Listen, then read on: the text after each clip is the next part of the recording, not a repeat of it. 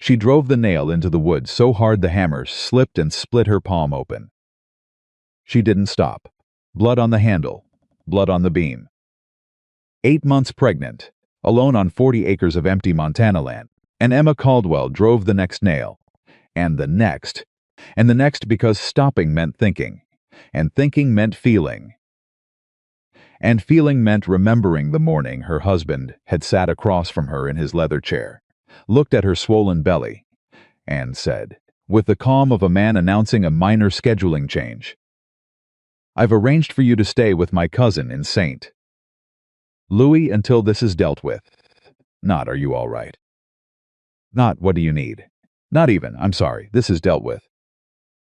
She had set down her coffee cup, walked upstairs, packed one bag, taken the deed she had filed in secret 3 weeks before, and walked out the front door of the finest house in Denver without looking back once. And now she was here, bleeding, building alone. The town of Red Hollow watched and whispered and waited for her to break. She never did. But what happened next, what that woman built with nothing but her hands and her will on 40 acres of forgotten Montana land, was something nobody in Red Hollow, nobody in Denver, and certainly not her husband, ever saw coming. If you have ever been told you were too much and not enough at the same time, stay with me. This story is for you. Subscribe to this channel, hit the notification bell, and drop a comment below telling me what city you're watching from. I want to see how far Emma Caldwell's story travels, because it deserves to go everywhere. Now let me take you back to the summer of 1886 and show you the woman nobody believed in. The wagon that brought Emma Caldwell to Red Hollow, Montana, stopped at the edge of a dirt road that didn't have a name. The driver, a weathered man named Carl, who had hauled freight across 3 territories, climbed down and unloaded her single suitcase, a canvas roll of tools, and a crate of dried provisions without a word. He had agreed to take her this far, no farther. "This the place?" he asked, not really looking at her. "This is the place," Emma said. Carl glanced at the open land, 40 acres of dry grass, a creek line visibly in the nothing standing on it but wind and silence. Then he looked at her belly, round and low and heavy under her plain wool dress. His mouth opened, like he was going to say something. Emma met his eyes. He closed his mouth, climbed back onto the wagon, and drove away without another word. She stood there for a long time after the sound of hooves faded. The land was hers. She had the deed in her bag, signed and filed in the county courthouse 2 weeks ago, purchased with every dollar she had managed to pull out of the household accounts before Charles realized what she was doing. 40 acres of forgotten territory that nobody had wanted to file on because the nearest town was 4 miles out and the soil looked poor to anyone who hadn't read the agricultural survey the way Emma had. She had spent 3 months in the Denver City Library reading everything she could find about Montana land, about construction, about water tables and crop rotation and timber sourcing, before she ever signed that paper. Charles had thought she was going to the library to read novels. He had never once asked what she was reading. She pulled her suitcase toward the one flat stretch of ground near the creek, set it down, and looked at the sky. It was wide and blue and completely indifferent to her. The grass moved in long waves. A hawk turned in a slow circle overhead. "All right," Emma said quietly, to no one and to herself and to the child pressing against her ribs. "Let's get to work." She built her first shelter that afternoon, not a cabin. Not yet. Just a canvas lean-to-stretched between 2 young cottonwood trees, with a bedroll inside and her tools laid out in a row on a flat piece of board. She worked slowly and carefully, because she had learned that, pregnant or not, careful work didn't cost you extra time the way mistakes did. Her back ached with a steady, grinding persistence she had grown used to ignoring. Her ankles had started swelling 2 weeks ago. She soaked them in the creek each evening and wrapped them tight each morning. She had made a list of what needed doing, in order of importance, and she worked the list. That was what Emma Caldwell did. She made a list. She worked the list. She did not allow herself to think about everything that had brought her here. Not yet. Not while there was still light and lumber to be measured. The lumber had been delivered 2 days before she arrived. She'd arranged it by letter, paid in advance from Denver, had it stacked on the property by a supplier out of Billings.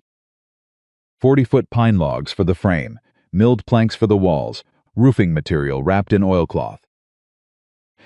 She had been specific about every dimension. Charles used to laugh at the way she planned things, the way she wrote everything down, organized every household account down to the last penny. He hadn't laughed when he'd looked at the household ledger the morning after she left. She knew because his lawyer had sent a letter. She had not written back. The first week was the hardest physical labor Emma had ever endured in her life, and she had grown up on a farm in Indiana, where hard labor was simply what life looked like. She was not a delicate woman. She was not a woman who had been coddled.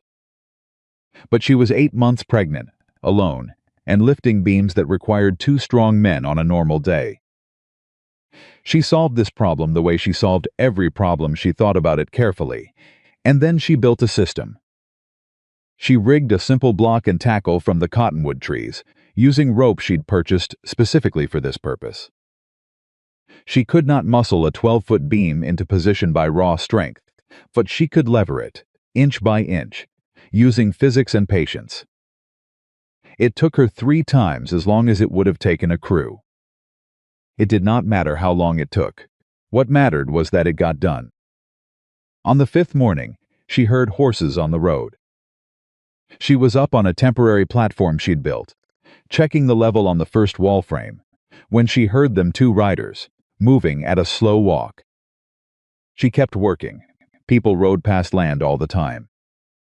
It didn't mean anything, but the horses stopped. She heard one rider dismount. "Ma'am." The voice was careful, not rude but uncertain. "You all right up there?" Emma looked down. The man standing at the edge of her property was somewhere in his mid-30s, lean and broad-shouldered, with the kind of tan that came from years outdoors rather than a season of it. He wore a good hat and good boots, not showy, but quality. His horse was a gray quarter horse that stood perfectly still. Behind him, a younger man, probably a ranch hand, stayed mounted and said nothing. "I'm level," Emma said. "Thank you." The man, she didn't know his name yet, didn't move.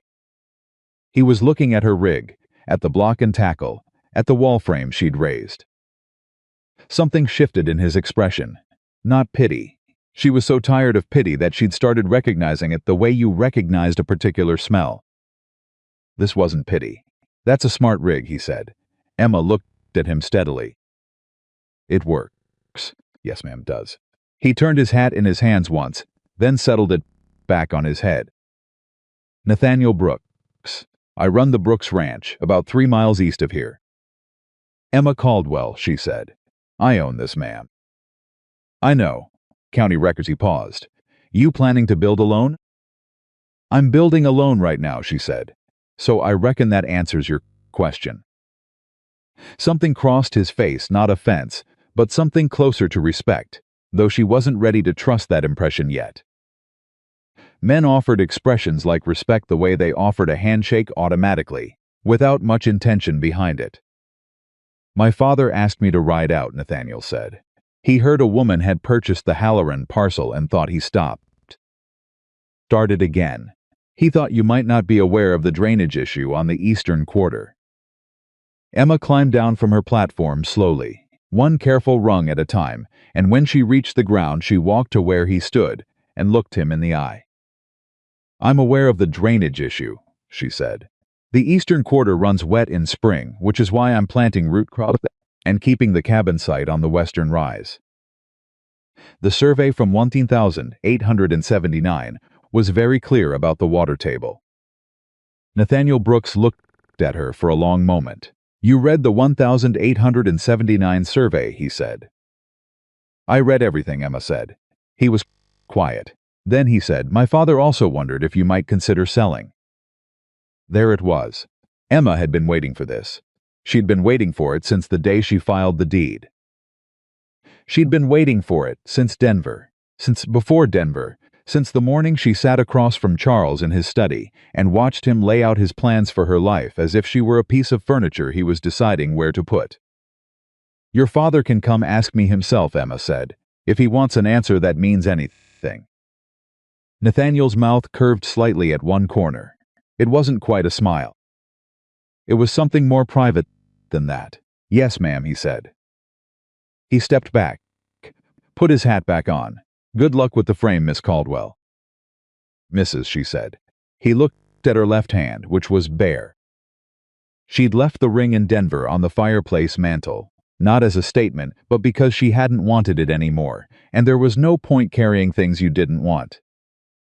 Mrs. Caldwell, he said, without any adjustment in his tone, and walked back to his horse. She watched him ride away. Then she climbed back up and kept working. The second week, Emma went into town for supplies.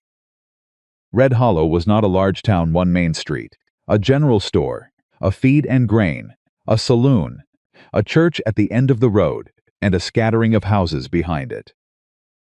She drove a rented mule cart because she hadn't purchased an animal yet, and she stopped in front of Hale's general store and climbed down carefully, taking her time, and walked in with her list in her hand. The store was not empty. It was occupied by 3 women, 2 of them wives of local ranchers, one the wife of the town preacher. Emma recognized the particular way they had of going quiet when someone walked in. She had grown up in a small town. She knew what collective judgment sounded like when it organized itself into silence. She handed her list to the boy behind the counter and waited. "You're the woman out on the Halloran parcel," said one of the women. Her name, Emma would learn later, was June Whitmore. She was in her 40s, sharp-faced, and spoke with the absolute confidence of a woman who had decided the shape of the world a long time ago and had never been seriously challenged on it. "Emma Caldwell," Emma said pleasantly. "Yes, building out there alone," June said. It wasn't quite a question. Building out there alone, Emma agreed. "In your condition," June said. Emma looked at her. "My condition hasn't slowed me down significantly." The other women exchanged glances of the specific kind that meant something had been confirmed rather than discovered. June Whitmore looked at Emma's bare left hand and then back at her face and said, very carefully, "Where is your husband, Mrs.?" "Caldwell, Denver," Emma said. "He let you come out here alone like this?" There were so many true answers to that question. Emma considered them briefly and chose the simplest one. "I didn't ask his permission," she said. The silence in the store changed quality. It went from judgment to something that was trying to decide between horror and fascination. "My supplies are ready," the boy said from behind the counter, and Emma turned and paid him and loaded her cart herself. Refusing the boy's offered hand not out of stubbornness, but because she'd calculated the weight and knew she could manage it without torquing her back the wrong way. She drove back out to her land without looking at the women standing in the doorway of the store watching her go. But she heard June Whitmore's voice carry across the distance, clear as a church bell, "She won't last a month." Emma's hands tightened on the reins. She did not turn around. 1 month, she thought. Fine. Let's see. The cabin frame was standing by the end of week 3. It was not beautiful. It was not what any professional builder would have considered polished work. But it was plumb, and it was square, and it was solid, and Emma had checked every joint and every angle twice over before moving to the next stage. The walls would go up next. She had studied the notching technique from a construction manual she'd purchased in Denver, a well-thumbed guide published in 1874 that had been written for homesteaders. And she'd practiced the notching on scrap lumber until she could do it correctly every time. Her back hurt constantly now. She slept on her left side with her knees bent, the way the midwife in Denver had told her, and she soaked her hands in the creek water before wrapping them each night, because the abrasions from the rope and the hammer handle needed to stay clean. She talked to her baby while she worked, not always in complete sentences, sometimes just a running narration of what she was doing, as if the child could hear her planning and find it soothing. "This is a load-bearing post," she would say, tamping the base. "It has to be exactly vertical. Life is easier when the foundations are exactly vertical. Remember that. On a Tuesday afternoon in the fourth week, Nathaniel Brooks came back. He came alone this time, without the ranch hand, and he stopped his horse at the edge of her property and looked at the frame standing against the sky. He looked at it for a long time, without saying anything. Emma was fitting a wall plank and did not stop working. "My father says the offer still stands," Nathaniel said finally. "My answer still stands," Emma said. "He's raised it 20%. "He can raise it 100%, Emma said. "I'm not selling." Nathaniel dismounted. He walked up to the frame and put his hand on one of the corner posts and tested it a slight push, the way a man tests the soundness of a structure. The post did not move. "Good joint," he said quietly. "Thank you." He stood there for a moment, looking at the wall she was fitting. His jaw was tight. There was something working behind his eyes that Emma couldn't quite read yet. "May I help?" he asked. She stopped. She set down her hammer and looked at him. "Help how?" she said. "That top plank," he said. "You've got it braced at one end, but you need a second hand on the other end while you nail it." He was right. She had been working around that problem for most of the afternoon, bracing and rebracing, and she hadn't gotten it fixed yet. She looked at him. She looked at the plank. "You hold the plank," she said. "I drive the nails." "Yes, ma'am. If you start making suggestions about how I should do this differently," she said, "I'll ask you to leave and not come back. I've had enough of people deciding they know better than me how to run my own life." Nathaniel held her gaze for a long moment. His expression was very still. "I won't do that," he said. "Good," Emma said.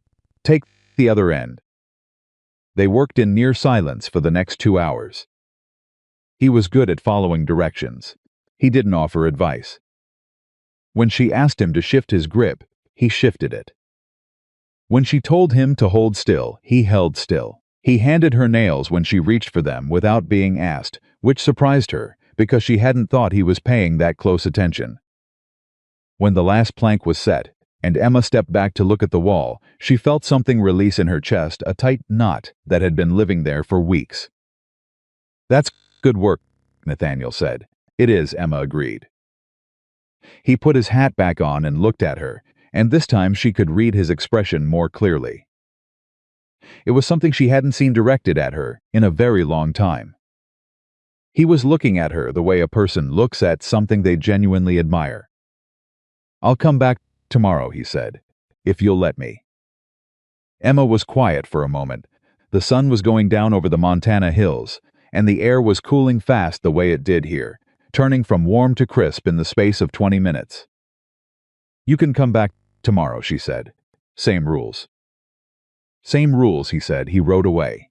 Emma stood looking at her cabin wall for a long time after he left. Then she pressed one hand flat against planking, her wall, her work, and took a slow, deep breath. She went to sleep that night in her lean-to and listened to the creek and thought about Charles. About the morning she had told him she was pregnant and watched his face go through about 6 calculations before landing on the particular expression that meant he was trying to decide what this changed. For him, not for her, not for the child, but for him.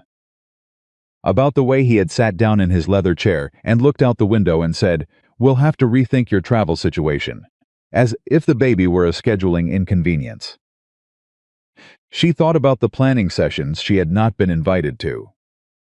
The way he discussed her future with his lawyer, with his mother, with his business partner, all the people whose opinion mattered to him, and then presented her with the outcome as if consultation were a courtesy she didn't require. She thought about the afternoon she had sat in the Denver City Library, with her hands folded on the table, and made a decision. She was not going to let her child be born into a world where they watched their mother ask permission for everything. She was not going to let her child grow up thinking that was what women were for. She pulled the canvas of the lean-to tighter against the evening chill and pressed her hand against her belly and said softly, "We're going to be all right, little one. We're going to be more than all right." The walls went up through May. Nathaniel came 3 days a week, and then 4, and the rhythm of it became something Emma accepted with the careful sort of wariness, not suspicion of him specifically, but of herself, of the way it was beginning to feel natural. The way she had started to look for his horse on the road, without intending to. She was not a foolish woman. She knew what loneliness could do to a person's judgment. But Nathaniel was not easy to distrust. He showed up when he said he would. He left when she asked him to. He brought his own water and his own provisions, and never expected her to feed him. When she made mistakes, and she made them, because anyone who hadn't built a cabin before would make mistakes, he did not point them out in a way that felt like correction. He asked questions. What were you trying to do here? And when she explained, he would think about it and say, you could also try, and then stop and say, but you've thought about it more than I have. What's your instinct? Nobody had ever asked her about her instincts before. Not Charles, not her father, not anyone. It unsettled her more than she was ready to admit. One afternoon in early June, they were fitting the window frame Emma up on the platform, Nathaniel below handing up materials when his father rode out. She knew immediately who it was because Nathaniel went still in a way she hadn't seen before. Not rigid, still, the way an animal goes still when it scents something it needs to measure. Harlan Brooks was a big man, older, with the kind of face that had been handsome once, and had curdled slowly into something harder. He rode a black horse, and he did not bother to dismount. Nathaniel, he said. Father, Nathaniel said. Harlan Brooks looked up at Emma on her platform with an expression that had no warmth in it. Mrs. Caldwell, he said, I've raised my offer a third time. I'd like you to consider it seriously. I've considered every offer seriously, Emma said from her height on the platform. She did not climb down. My answer is the same. You're a woman alone, Harlan Brooks said, and his tone made it sound like a diagnosis. With a child coming, there are limits to what one person can manage. I appreciate your concern, Emma said pleasantly. The window frame is going in today. I'm managing fine. My son has been spending a great deal of time out here, Harlan said, and there was something in his voice now that wasn't just about the land. He looked at Nathaniel. This was not what I had in mind when I asked you to speak with her. Nathaniel's jaw tightened. No, I imagine it wasn't. What exactly is happening out here, Nathaniel? A woman is building a house, Nathaniel said clearly. And I'm helping her when she'll let me, which isn't often enough, given that she's better at it than I am. Harlan Brooks stared at his son for a long moment. We'll discuss this at home, he said. Yes, Nathaniel said. We will. Harlan turned his horse and rode away without another word to Emma. Emma came down from the platform. She looked at Nathaniel. That's going to cause trouble for you, she said. Maybe, he said. I don't want to be the cause of trouble between you and your father. You're not, Nathaniel said. This particular trouble between my father and me has been building for about 15 years. You're just the most recent occasion for it. He picked up the hammer she'd set down and held it out to her. The window frame's not going to fit itself. She took the hammer. She went back up the platform, and they kept building. By the end of June, she had 4 walls and a roof.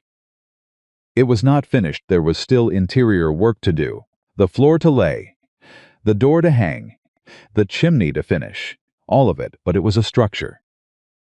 It was a shape against the sky that had not existed 2 months ago. Emma stood back and looked at it. On the evening she set the last roofing plank, with the light going gold over the hills and a warm wind moving through the grass, and felt something fill her chest that she didn't have an immediate word for. Not pride exactly, not relief, something bigger than both. Nathaniel was standing beside her. She was aware of him beside her the way you're aware of a fire in a cold room, not looking at it directly, but knowing exactly where it is. How does it feel, he asked. Emma was quiet for a moment.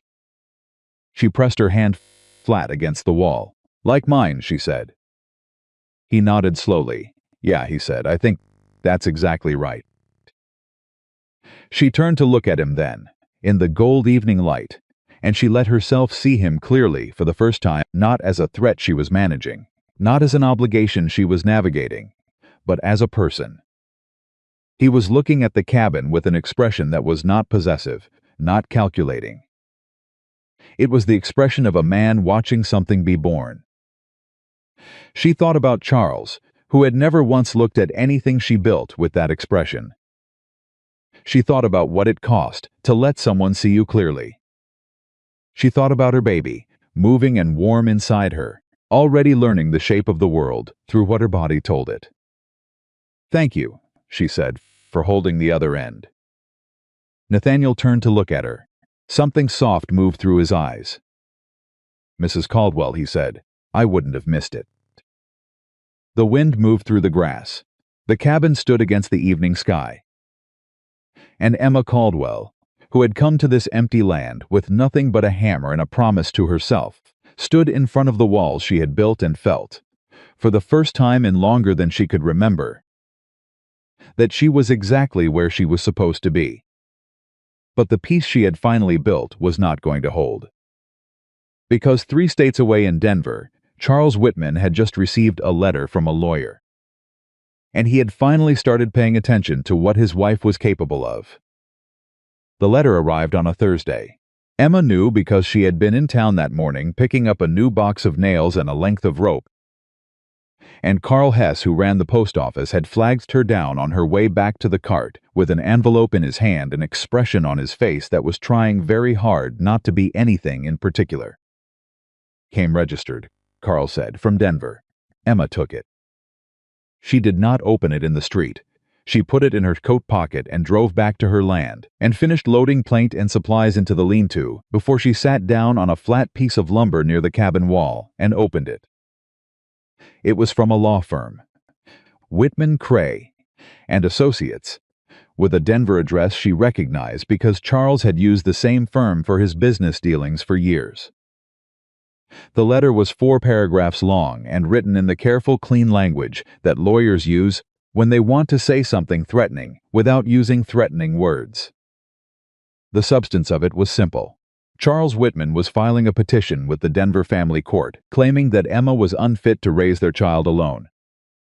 He cited her physical condition, her isolation, and the alleged instability of her living situation. He was requesting that the court compel her return to Denver pending a formal custody determination, and he was requesting that she cease any further disposal of assets, meaning the land she had purchased, until the matter was resolved. He was also, the letter noted, prepared to be generous. If Emma returned voluntarily, Charles would agree to a private arrangement. She would have a comfortable place to live. The child would be cared for properly. All she had to do was come home. Emma read the letter twice. Then she folded it very carefully along its original creases and put it back in the envelope. Then she sat very still for approximately 30 seconds. Then she stood up, picked up her hammer, and went back to work on the interior floor. She laid 6 planks before she allowed herself to think about it clearly, which was her method: do something physical first, something that required precision, something that would not forgive sloppiness, and then let the mind work while the hands were occupied. By the time she was fitting the 7th plank, she had thought it through enough to have a plan. She needed a lawyer, not a Denver lawyer, a Montana lawyer, someone who knew the local courts and had no connection to Charles or his firm. She needed to understand what jurisdiction applied, whether Charles could actually compel her return, or whether the petition had to be filed in Montana, where she now resided.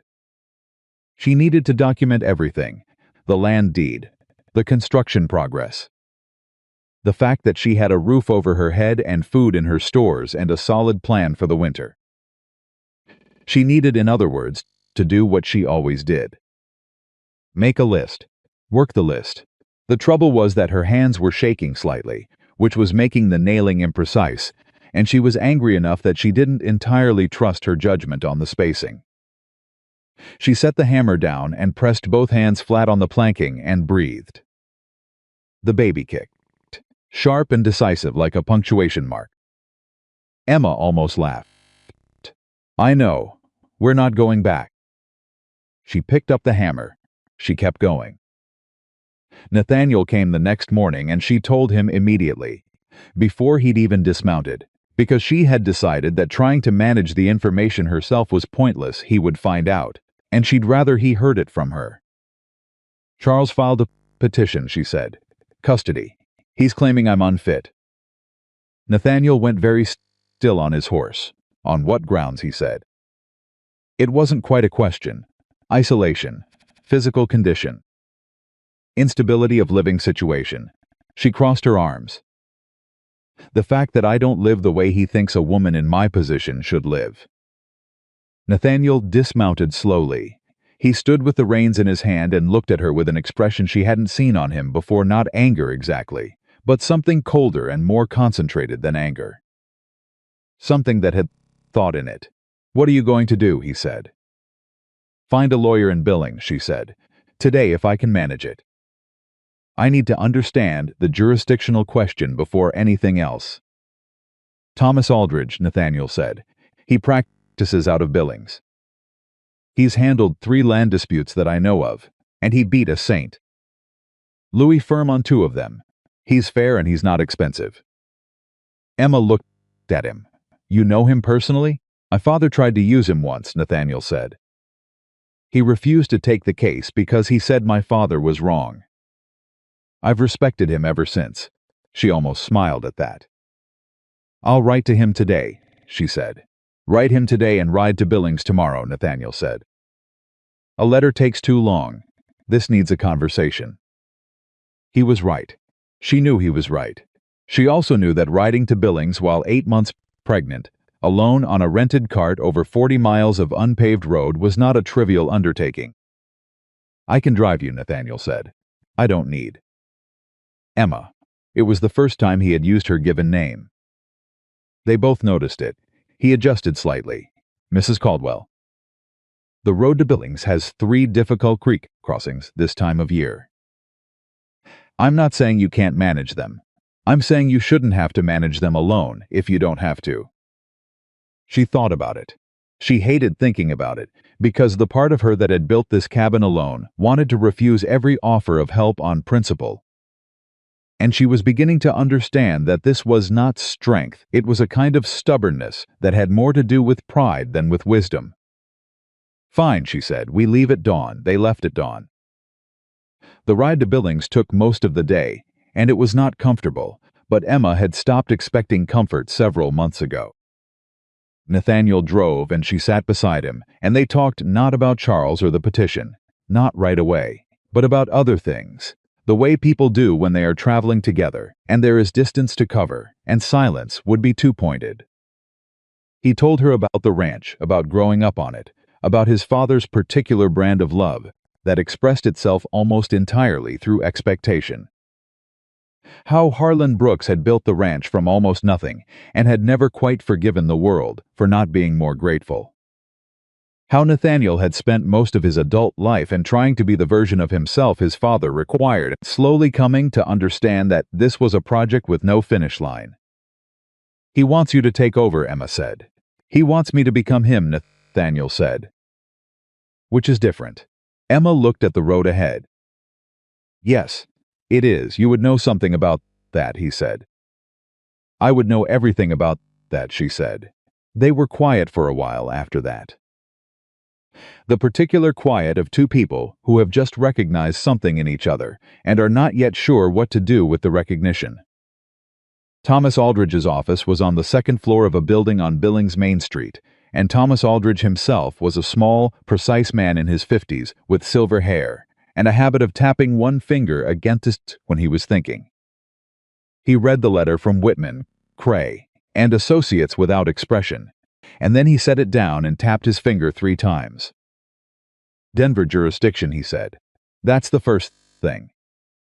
You've established residency in Montana how long? 11 weeks, Emma said. You purchased property here before you left Denver? 2 weeks before. Did you inform your husband of the purchase? No. Aldridge tapped his finger again. He'll argue you were in a state of diminished judgment. Pregnancy, isolation, the stress of he waved a hand. The usual. It's a common argument, and it's not always unsuccessful. What would make it unsuccessful? Emma asked. Evidence of stability, Aldridge said. Property, obviously, but also character witnesses. Community ties.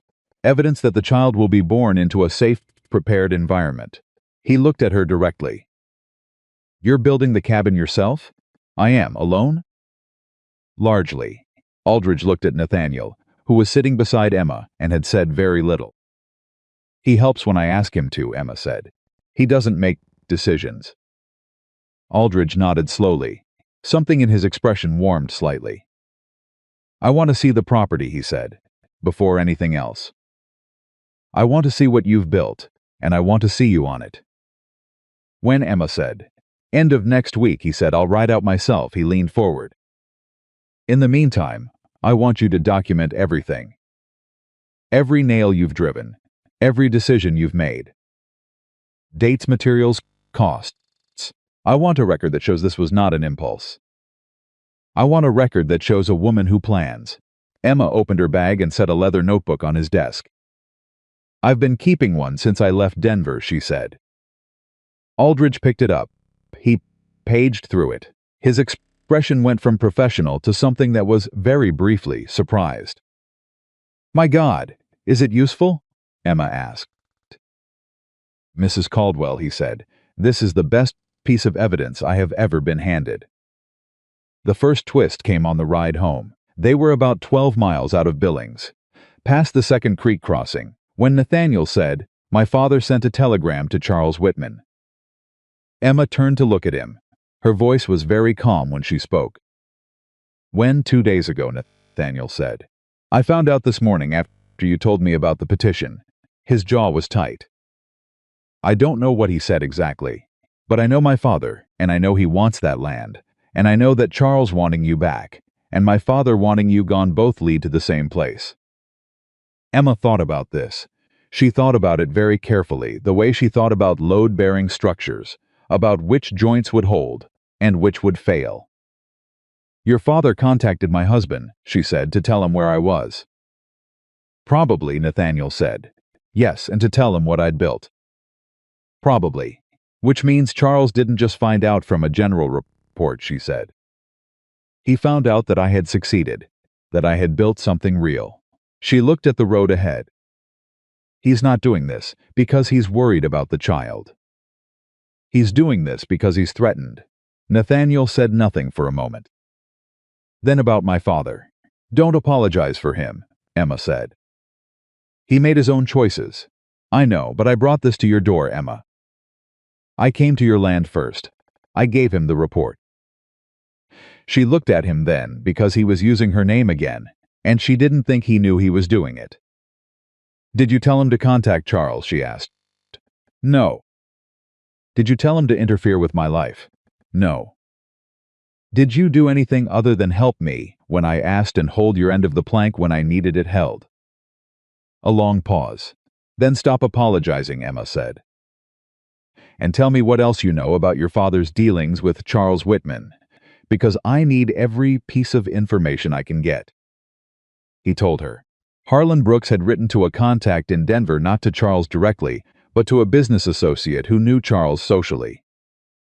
He had mentioned, casually and with apparent concern, that a woman of his acquaintance was living in dangerous isolation on a Montana homestead in an advanced state of pregnancy, and that her husband in Denver seemed unaware of her situation. He had included the property location. It had taken Charles Whitman about a week to turn that information into a legal petition. What Harlan had not counted on, Nathaniel said, was his son finding out. And what Harlan had definitely not counted on was that his son would consider this a serious enough betrayal to feel it the way Nathaniel was clearly feeling it now, hands tight on the reins, shoulders squared. A particular silence around him that Emma was beginning to recognize as the way he contained things he was not ready to release. You're angry, she said. I'm angry. At your father. At the fact that he looked at what you've done out here and still saw a problem to be managed, instead of a person to be respected. His voice was level, but there was something burning underneath it. He's been doing this for 30 years, deciding what other people need without asking them. deciding what's best for land and cattle and family without asking anyone involved what they actually want. He paused. I've been watching him do it my whole life. I just didn't expect him to do it to you. Why not? Emma asked. The question sat between them. Because you make it impossible, Nathaniel said quietly. Because you're so clearly he stopped. Started again. Because anyone who has spent 5 minutes watching you work knows that you don't need anyone to decide anything for you. Emma felt something shift in her chest. Not the sharp ache of the hard days or the hollow feeling of the long nights. Something different, something careful and new. She looked straight ahead at the road. We should get back before dark, she said. Yes, he said. But neither of them said anything else for a long time, and the silence was not uncomfortable. It was, Emma thought, the rarest kind of silence, the kind you could live inside without disappearing. The baby came 6 days later. Not early. The midwife Emma had arranged with, a woman named Mrs. Sorensen, who lived 4 miles toward town and had delivered 43 children in the last 20 years, had told her the timing would be close to the original estimate. But Emma had not expected how quickly it would happen, or how alone she would be for the first part of it, or how strange it would feel to go through something that enormous in a cabin she had built herself with her own hands. She woke before dawn with the first real contractions and lay still for a moment counting the rhythm of them. Then she got up, dressed carefully, banked the fire she'd built the night before, and sent a message to Mrs. Sorensen, with the boy from the neighboring farm who ran errands for her in exchange for eggs. She'd arranged this in advance, which was the kind of thing Emma arranged in advance. Mrs. Sorensen arrived within 2 hours. She was a solid, unflappable woman who had seen enough of birth and death to treat both with the same brisk, practical respect. She looked Emma over, asked 4 specific questions, and said, "You're further along than I expected. Let's get you settled." "I'm all right," Emma said. "You're doing fine," Mrs. Sorensen said firmly. "There's a difference." Emma labored through the morning and into the afternoon. And at some point during that stretch of time the world reduced itself to something very simple and very physical: breath and motion, and the particular focus of a body doing the work it was built to do. She thought in the strange clarity that comes with extreme physical effort about the cabin walls. About how she had not known, when she started, that she would be able to do it. She had only known that she had to try. She thought about Charles. She thought about the morning she had told him about the pregnancy and watched his face calculate. She thought about her daughter, because she knew it was a daughter. She had known for weeks in the wordless way that some women know things, and when Mrs. S. Sorensen placed the child in her arms in the late afternoon light and said, "A girl," Emma felt something close in her chest that had been open and bleeding for months. "Hello," she said softly. The child looked up at her with the unfocused, ancient gaze of the newborn, and Emma sat in the cabin she had built and held her daughter and did not cry, which surprised her, because she had expected to cry. Instead, she felt very clear, very still, like the moment just after the last nail goes in and the wall is standing, and you can finally step back and see the whole shape of what you've made. She named her Clara. Nathaniel found out the next morning when he rode out, and Mrs. Sorensen opened the cabin door. He stood in the doorway and looked at Emma in the chair by the fire holding the baby, and his expression did something complicated and unguarded that he probably would have controlled if he'd had a moment to prepare. "She's here," Emma said. "She's here," he said. He stood in the doorway for a moment, hat in his hands. "Come in," Emma said. He came in. He stood looking at Clara with an expression Emma had never seen on a man's face before, not performance, not the self-conscious warmth that men put on when they think they're supposed to look tender. Just actual feeling, unguarded and real, moving across his face the way light moves across open ground. "She's got your look," he said. "She's got her own look," Emma said. "She just got here." He almost smiled. "May I?" he said, reaching toward the baby. Emma held Clara out. He held her with the careful confidence of someone who had held babies before, adjusting his arm without being shown, supporting the head instinctively. Clara looked up at him with the same unimpressed assessment she had been giving everything since her arrival. "Hello," Nathaniel said quietly. Clara grabbed his finger. He stood very still for a moment, looking at that small hand around his finger. Then he looked up at Emma, and Emma looked at him, and neither of them said anything, and the fire crackled, and outside the cabin the Montana morning went about its business. "She's strong," Nathaniel said. "Yes," Emma said, "she is."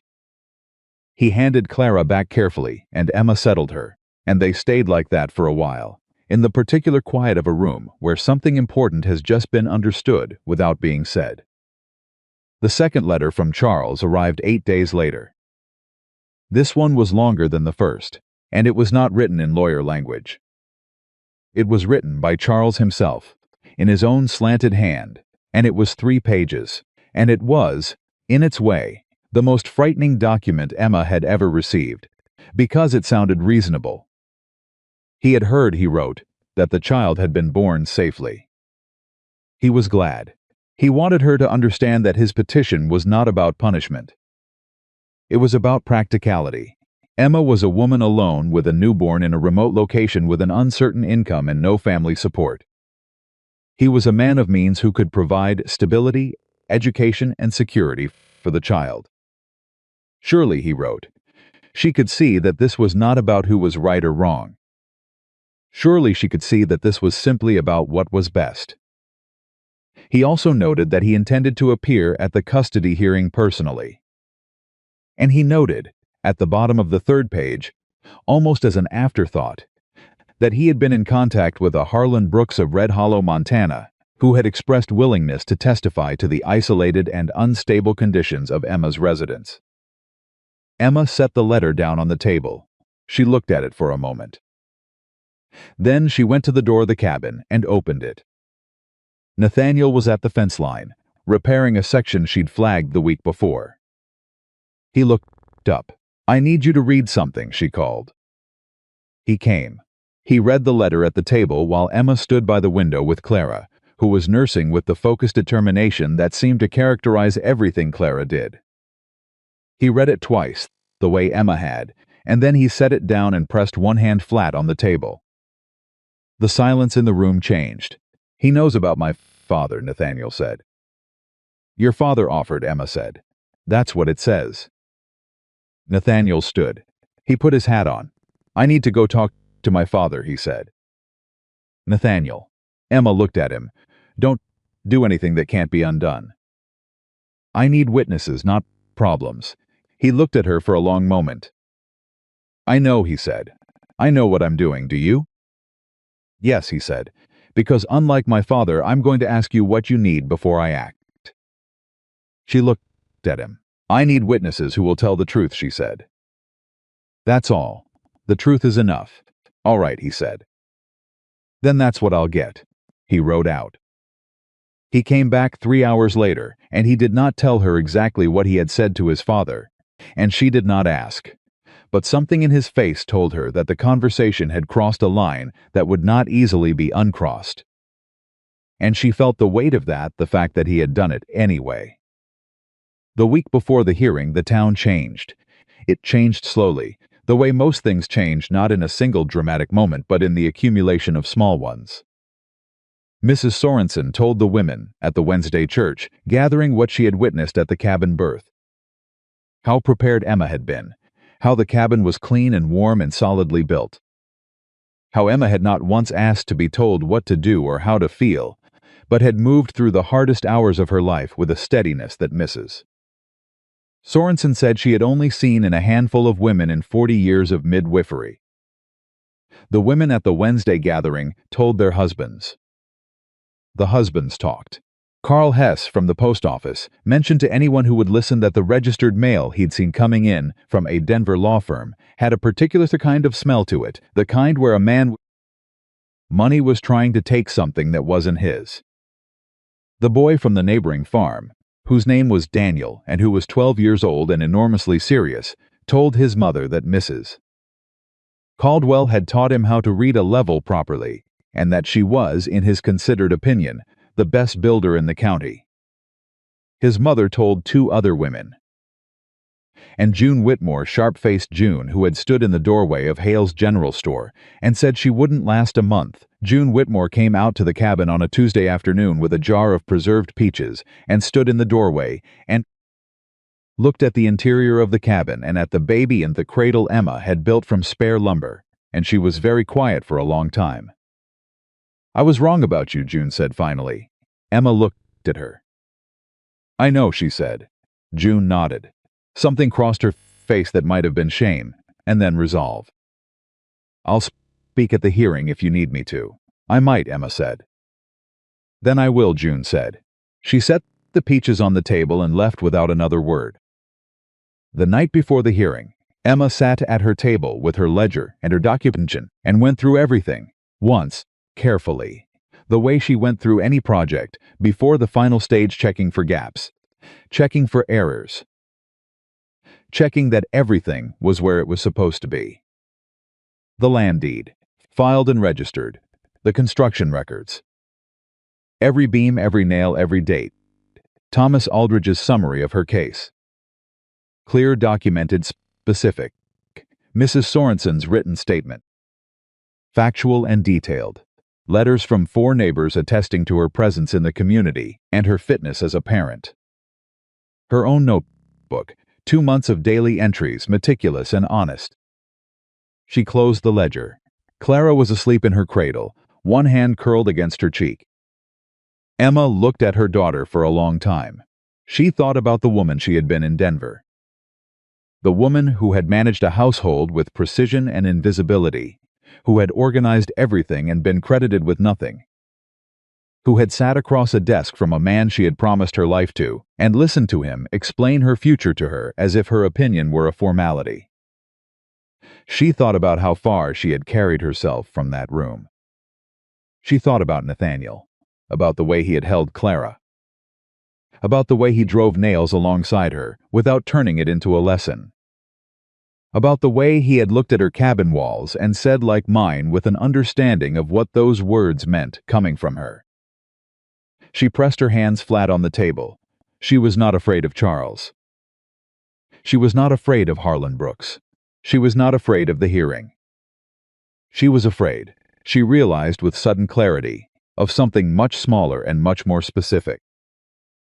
She was afraid of letting herself need someone again, after learning so thoroughly what it cost. She was afraid that the careful distance she had built around herself was not wisdom but injury, a scar she had decided to call a wall. Clara made a small sound in her sleep. Emma stood. She went to the cradle and looked at her daughter. "Your mother is figuring something out," she said softly. "It's taking longer than she'd like, but she's working on it." She went to bed. Tomorrow, Charles Whitman was coming to Red Hollow. And Emma Caldwell, who had built something from nothing in a place where everyone expected her to fail, was going to walk into that courtroom carrying everything she had made, every record, every nail, every decision, every sleepless night. Every morning she had picked up the hammer when she didn't think she had anything left, and she was going to lay it all down in front of a judge and let the truth be the loudest thing in the room. She was ready. She had always been ready. She just hadn't known, until she was standing in front of an empty piece of Montana land with a canvas shelter and a box of tools, that this was what she had been building toward her entire life. Not the cabin, not even the land, herself. Charles Whitman arrived in Red Hollow on a Wednesday morning, and he arrived the way he did everything, with deliberate effect. He came in a hired coach, which was not a common sight on the main street of a town like Red Hollow, and he stepped down from it in a wool suit that cost more than most families in the county spent on clothes in a year. He was 41, lean, fair-haired, and had the particular kind of handsome that came from never having been seriously inconvenienced. He carried a leather briefcase. He had 2 lawyers with him, both from Denver, both wearing expressions that said they found the entire state of Montana mildly beneath them. Emma was not there to see him arrive.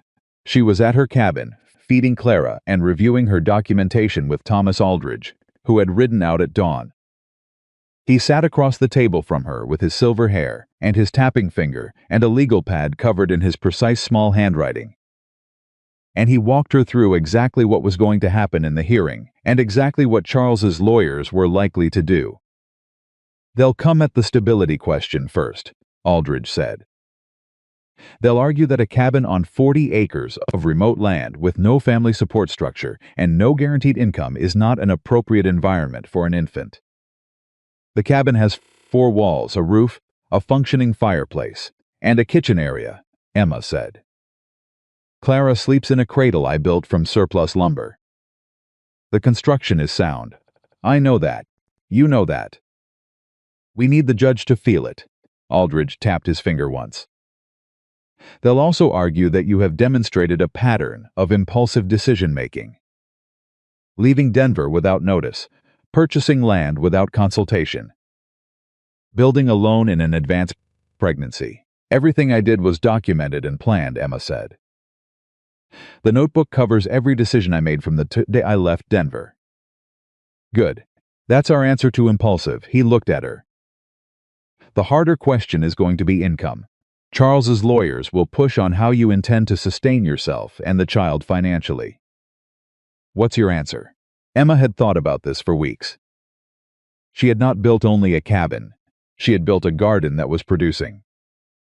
She had a plan for the spring acreage, what she would plant, what it would yield, what she would sell, and at what price. She had run the numbers 3 times. She had written them down. She opened her notebook to a specific page and slid it across the table. Aldridge read it. He looked up. "You worked out a 5-year projection," he said. "I worked out a 10-year projection," Emma said. "The 5-year is the conservative estimate." Aldridge sat back. "Mrs. Caldwell," he said, "I have represented 36 homestead cases in this territory. I have never had a client hand me a 10-year agricultural projection. Is it useful?" "It is extraordinary," he said. Clara made a sound from the cradle. Emma went to her automatically, checked her, settled her back. When she turned around, Aldridge was looking at her with an expression that had moved past professional into something more personal. "I want you to know something," he said, "before we go into that room tomorrow. I want you to know that I have looked at everything you've built here, and I have looked at every document you've prepared, and I want you to know that what Charles Whitman is attempting is not just wrong legally. It is an insult to the evidence." Emma looked at him. "Win the case," she said. "That's what I need." "Yes, ma'am," Aldridge said. "That's what I intend to do." The hearing was set for 10 o'clock Thursday morning in the Red Hollow Municipal Building, which was a plain room with 8 rows of benches and a raised platform for the judge, and the particular smell of old wood and coal dust that Emma would remember for the rest of her life. She arrived early. She wore her good dress, the dark blue wool she'd from Denver, altered slightly to account for the changes her body had gone through, and she wore her hair pinned cleanly, and she carried Clara to her chest in the sling Mrs. Sorensen had shown her how to make. She had debated whether to bring the baby and had decided that leaving Clara with anyone else was not something she was willing to do. And that furthermore there was no argument Charles could make about maternal fitness, while Emma's daughter was content and warm and clearly healthy against her chest. It was, Aldridge had agreed when she explained her reasoning, a sound tactical decision. "It's also true," Emma had said. "That, too," he'd said. The benches filled quickly. Red Hollow was not a large town, but word had traveled Carl from the post office, Mrs. Sorensen, Daniel from the neighboring farm, June Whitmore, with 2 other women from the Wednesday gathering, 6 or 7 ranchers and their wives whose names Emma didn't yet know well, but whose faces she recognized from her supply runs. They came in quietly and filled the benches and sat with the attentive, particular stillness of people who have made up their minds about something and are waiting to see if the official world will agree with them. Nathaniel came in last and sat in the second row behind Emma. He did not sit beside her, she had not asked him to, and he had not offered, both of them understanding instinctively that the image of Emma standing on her own merits mattered more than any gesture of solidarity. But she felt him there, in the way you feel a solid wall behind you without touching it, and it steadied her. Charles Whitman came in with his 2 lawyers and took his place at the opposite table. He looked at Emma. Emma looked back at him. It was the first time she had seen him in 4 months. He looked the same as he always looked, precise, contained, faintly impatient with the world for not moving at his preferred speed. His gaze went from Emma's face to Clara, and something shifted in his expression, something quick and complicated that Emma couldn't entirely read.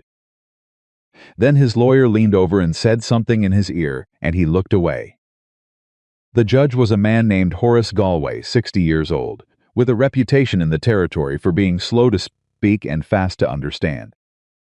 He came in, sat, arranged his papers, and looked out at the room with the mild assessment of a man who has seen this particular kind of disagreement many times. "This is a custody hearing," he said, "not a trial. I will hear from both counsel, I will hear from witnesses, and I will make a determination based on the best interests of the child. Everyone in this room will conduct themselves accordingly." He looked at the gallery. "That means quiet. Is that understood?" A general murmur of assent. "Good," Judge Galway said. "Mr. Prescott, you'll go first." Charles's lead lawyer, a man named Prescott, tall and thin with a voice designed for courtrooms, stood and went first. He was good. Emma had expected him to be good, and he was. He laid out Charles's case with the clean, unhurried confidence of a man who knew his argument was coherent and expected it to carry. He talked about Emma's departure from Denver sudden, unannounced, during an advanced pregnancy. He talked about the isolated nature of the homestead, 40 acres of remote territory, 4 miles from the nearest town. He talked about the physical demands of construction, which he characterized as reckless given Emma's condition. He talked about the absence of any family support system. He talked about Charles's ability to provide financially, socially, institutionally everything a child required for a stable upbringing. He was careful not to be overtly contemptuous of Emma. He framed everything as concern. He said the word welfare 17 times in 14 minutes. Emma counted. And then he said something that made the room go still. "We also intend to present testimony," Prescott said, "from a prominent local landowner who has had direct opportunity to observe Mrs. Caldwell's living situation and who has expressed significant concerns about its suitability." Judge Galway looked up. "Name of the witness?" Harlan Brooks, Prescott said. The room shifted. Emma felt it, the particular movement of a crowd that has just been handed new information and is deciding what to do with it.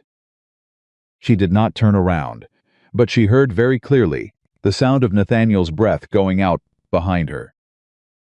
She felt something cold move through her chest and then settle. She had known this was coming. She had known it since she read the letter.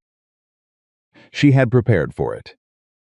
But knowing a thing and hearing it said aloud in a room full of people who know who Harlan Brooks is, those were different experiences, and Emma allowed herself 2 seconds to feel the difference before she folded it away and looked at Aldridge. Aldridge was already making a note. He did not look concerned. This was either because he wasn't, or because he was very good at his job. Emma decided it didn't matter which. Prescott sat down. Aldridge stood up. He was not theatrical. He did not pace or gesture. He simply stood and spoke, and the way he spoke made everything he said feel inevitable.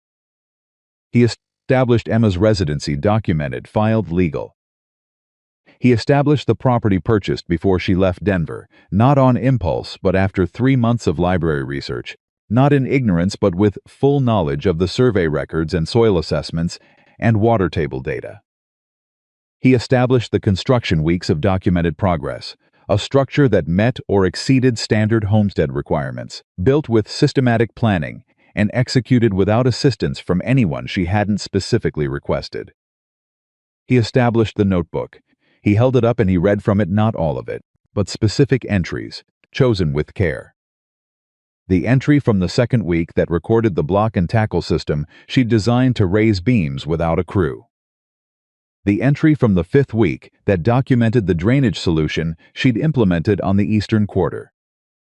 The entry that recorded, in precise practical terms, the preparations she had made for Clara's birth, the arrangements with Mrs. Sorensen, the supply of clean cloth and water and lamp oil, the contingency plan if weather prevented the midwife from arriving on time. This, Aldridge said, setting the notebook on the table in front of the judge, is the record of a woman who does not make impulsive decisions. This is the record of a woman who plans, who prepares, and who executes.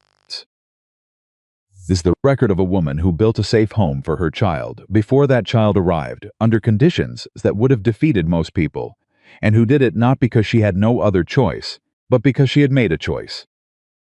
A deliberate, documented, and considered choice. He paused. Mr. Prescott's client, he said, would like the court to believe that Mrs. Caldwell's independence is evidence of instability.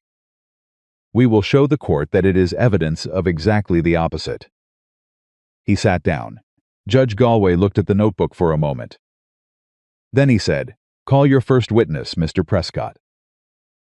Prescott called a man from Denver, a family acquaintance, who testified, carefully and with appropriate hedging, that Emma had seemed distracted and out of sorts in the months before she left, that she had withdrawn from social engagements, that people had been worried about her. He said the word worried 4 times. Aldridge cross-examined him for 3 minutes.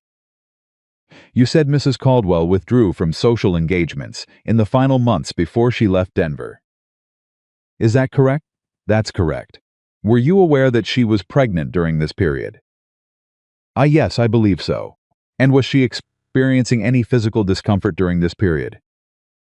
I couldn't say. You couldn't say, Aldridge repeated pleasantly. In other words, you were not paying close attention to her actual experience. You were paying attention to her attendance at social events. Thank you, Aldridge said. No further questions. The Denver witness left, and Prescott called Harlan Brooks. Harlan came in from the side door and walked to the witness chair with the unhurried stride of a man who owned most of what he could kiss, which in Red Hollow was a significant amount. He sat down. He looked at the judge. He did not look at his son. Nathaniel sat in the second row behind Emma and was very still. Emma looked straight ahead. Prescott asked his questions, and Harlan answered them in his large, carrying voice, and what he said was a careful architecture of partial truths, each one technically accurate and collectively misleading. He said Emma's land was remote. True. He said the construction he had observed was rough and unfinished at various stages. True, because he had observed it at various stages, before it was finished. He said he had concerns about a woman alone with an infant in a location with no immediate neighbors. He said it with the measured gravity of a man who genuinely believed he was doing a civic duty. He said he had discussed those concerns with Mr. Whitman in Denver out of a neighborly obligation to ensure the child's welfare. The room was quiet while he said it. Emma sat with her hands folded in her lap and Clara warm against her chest and kept her breathing even. Then Aldridge stood up. "Mr. Brooks," he said, "you testified that you have concerns about the stability of Mrs. Caldwell's living situation. That's correct. When did you first observe Mrs. Caldwell's property?" "About 2 months after she arrived. At that point was the cabin frame standing?" A slight pause. "Plumb and square?" Another pause. "It appeared to be. You have built structures yourself, Mr. Brooks. You know how to assess a frame. Would you say the frame you observed was the work of someone who didn't know what they were doing?" Harlan's jaw tightened slightly. "It was competent work." "Competent work," Aldridge said. "And when you contacted Mr. Whitman Denver, when you wrote to your mutual acquaintance with information about Mrs. Caldwell's location and situation, did you inform him that the cabin frame was competent work?" A silence. "I mentioned I had concerns. Did you inform him?" Aldridge said, very clearly, that the cabin frame was competent work. "I don't recall every detail of what I wrote. Did you inform him that Mrs. Caldwell had demonstrated, in your presence, detailed knowledge of the 1,879 land survey, the drainage patterns of the property, and the agricultural potential of the eastern quarter. Silence. I don't see how that's relevant. Did you inform him? Aldridge said, and there was no aggression in his voice, just a kind of steady precision that was more effective than aggression would have been, that your primary reason for contacting him was that you wanted to purchase Mrs. Caldwell's land and she had repeatedly refused to sell. The room moved. It moved like a single living thing, the whole gallery shifting forward by about an inch, a collective leaning in that was almost audible. Harlan Brooks's face did something that was not quite a flinch, but was the ancestor of one. I had legitimate concerns, Mr. Brooks, Judge Galway said quietly. Answer a long silence. The sale was one factor, Harlan said carefully.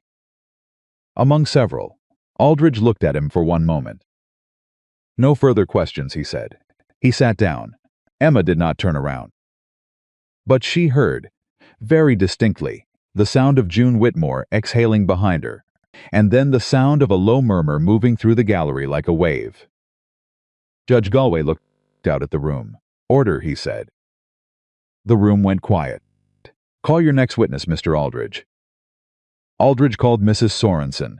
She came to the chair with the brisk confidence of a woman who has attended 43 births and testified in court twice before and is not impressed by either experience. She sat down, folded her hands, and waited. Aldridge asked her about the birth. She described it with a midwife's precision, the preparation Emma had made, the cleanliness of the cabin, the supplies laid in, the calm and methodical way Emma had moved through labor, the health of the infant at birth. She described the cradle Emma had built. She described the feeding schedule Emma had established in the first days. She described the way Emma had asked her, after the birth, to check the cradle construction for any sharp edges that might harm the baby. She asked you to check the cradle, Aldridge said. She did, Mrs. Sorensen said. She said she was 95% certain the joints were smooth, but she wanted a second set of eyes because you don't take 5% chances with an infant. A sound moved through the gallery. Not a laugh exactly. Something warmer. Prescott cross-examined briefly and got nothing useful. Then Aldridge called June Whitmore. June came to the chair with her spine straight and her chin level. And she sat down and looked at the judge, and then looked at Emma with an expression that said she knew what she had said on the street 4 months ago and intended to correct the record. Aldridge asked her what she had observed of Emma Caldwell since her arrival in Red Hollow. June Whitmore talked for 7 minutes. She talked about the weekly supply runs and the way Emma came in, or organized and efficient, and never bought more than she could carry, or more than she immediately needed. She talked about the afternoon she had gone to the cabin, and what she had seen there, the clean interior, the fire laid and burning, the food stores arranged carefully, the baby in a cradle that was, she said, better constructed than the one her husband, Hudgen, had bought, a carpenter in town, for their youngest.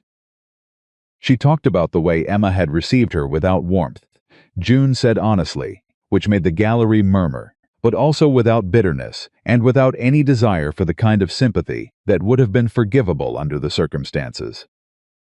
She didn't need my apology, June said. She needed my respect. And she'd earned it whether or not I ever gave it. Thank you, Mrs. Whitmore, Aldridge said. Prescott chose not to cross-examine. Then Aldridge said, Your Honor, I'd like to call one final witness. Prescott looked up. We weren't informed. The witness's relevance became apparent during Mr. Brooks's testimony, Aldridge said calmly. I believe the court will find the testimony material. Judge Galway looked at him. The witness's name? Nathaniel Brooks, Aldridge said. The room went absolutely still. Emma felt it, the change in the air, the particular quality of a silence that has not settled but tensed. She did not turn around. She heard behind her the sound of a man standing. She heard Harlan Brooks's voice from the witness area, where he was still seated, just 2 words. Very low, Nathaniel. Don't. She heard Nathaniel walk past her to the front of the room. He sat in the witness chair. He looked like his father in the way that sons who have fought against resemblance always look like their fathers, the same jaw, the same shoulders, the same carrying quality of physical presence. But everything else was different.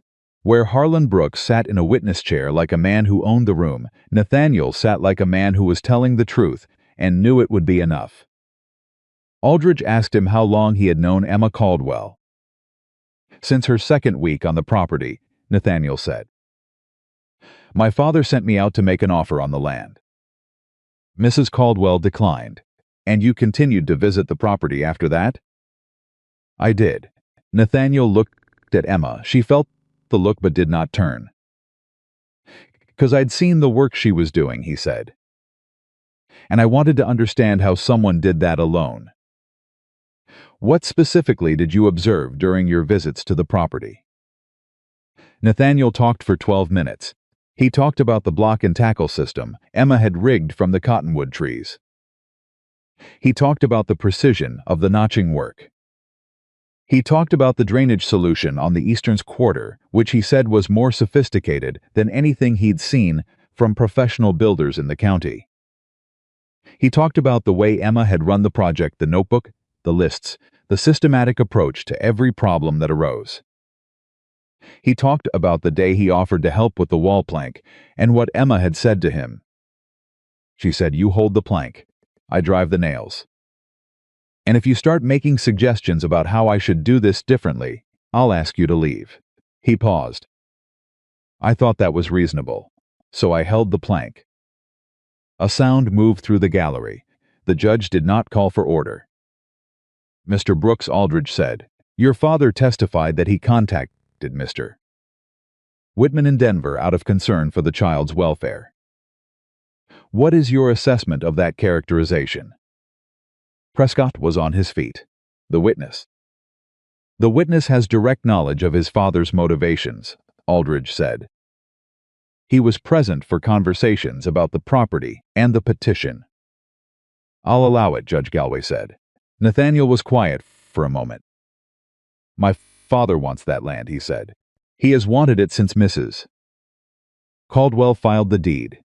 He believes a woman alone cannot maintain it, which means if her situation becomes untenable, the land becomes available. Contacting Mr. Whitman served that goal." He paused. "My father is not a cruel man, but he confused his interest with her welfare, and he let himself believe they were the same thing." "They are not." Silence. Harlan Brooks in the gallery said nothing. His face was a controlled landscape, but something in it had shifted, something around his eyes that looked, if Emma had been watching, like the first crack in a wall that has been under pressure for a very long time. "One final question," Aldridge said.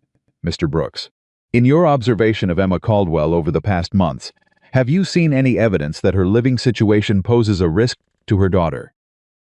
Nathaniel looked at Emma. She looked back at him, fully this time. She turned in her seat and looked at him across the room. "No," he said. "I have seen a woman who built a safe home for her child before the child arrived. I have seen a woman who planned for every contingency I could think of, and several I couldn't. I have seen a woman who asked for help when she needed it and didn't when she didn't." He paused. "I have not seen a woman who needed to be rescued. I have seen a woman who needed people to stop standing in her way." Prescott cross-examined for 9 minutes and failed to make a dent. Then it was Aldridge's turn to call Emma herself. She handed Clara to Mrs. Sorensen, who was sitting in the front row and took the baby with practiced ease, and Emma walked to the witness chair and sat down. The room was very quiet. She looked at Judge Galway and then at Aldridge and waited. Aldridge asked her why she left Denver. Emma thought for a moment about the many true answers to that question. Then she chose, as she usually did, the simplest one. "Because my husband had decided my life," she said. "Everything I did, everywhere I went, every role I played in my own home, he decided it. When I told him I was pregnant, his first question was what it meant for his schedule. His second question was which of his relatives I would stay with while I recovered from childbirth." She paused. "He never asked me what I wanted. He never asked me what I thought. In 6 years of marriage, I cannot recall a single conversation in which he asked me what I actually thought about anything. The room was still. "So you left," Aldridge said. "So I left," Emma said. "I purchased land I had researched thoroughly. I planned the construction carefully. I built the cabin. I had my daughter safely. I am raising her in a home I built with my own hands on land I own outright, with a financial plan that is documented and realistic." She looked at the judge. "I am not asking this court to believe I am a perfect mother. I am asking this court to look at the evidence and tell me what, specifically, Charles Whitman can provide that is better for my daughter than what I have already provided for her myself." Silence. "No further questions," Aldridge said. Prescott. He was careful. He was professional. He asked about the isolation. Emma answered with the names of 6 community members in the gallery who had been to her property and could testify to her community ties. He asked about income. Emma produced her 10-year projection and walked him through it line by line, and she saw on his face the particular expression of a man whose strategy is failing in real time. He asked about her decision to leave without informing her husband. "Mrs. Caldwell," he said, "would you not agree that leaving without notice was at minimum a concerning indicator of judgment?" Emma looked at him. "I told my husband I was unhappy," she said. 3 times in 6 years. He listened to me the same way. He listened to everything I said, which is to say, he heard the sounds I was making and he waited for me to finish so he could tell me what he had already decided." She paused. "If a person tells you there is a fire in the building and you ignore them, and they leave the building, you do not then claim that their decision to leave was reckless." The room moved. Prescott looked at his notes. "No further questions," he said. Emma returned to her seat. Mrs. Sorensen handed Clara back. Clara grabbed Emma's finger with the same decisive grip she had given Nathaniel 3 weeks ago, and Emma held her daughter's hand and waited. Judge Galway looked at his papers for a long time. Then he said, "I've heard the arguments. I've reviewed the documentation submitted by counsel for Mrs. Caldwell." He tapped the leather notebook on his desk. "I've heard from 6 witnesses." He looked up. He looked at Charles Whitman. "Mr. Whitman," he said, "in your petition, you claim that your wife's living situation is unstable and unsuitable for an infant. Your counsel has been unable to identify a single piece of material evidence that supports this claim. The documentation before me shows a planned, systematic, and successful homestead establishment. The witnesses before me have described a woman of sound judgment, strong character, and evident competence as a parent." Charles Whitman's jaw was tight. "The evidence also suggests," the judge continued, "that this petition was motivated at least in part by third-party interests unrelated to the child's welfare." He looked briefly at Harlan Brooks in the gallery. "That does not sit well with this court."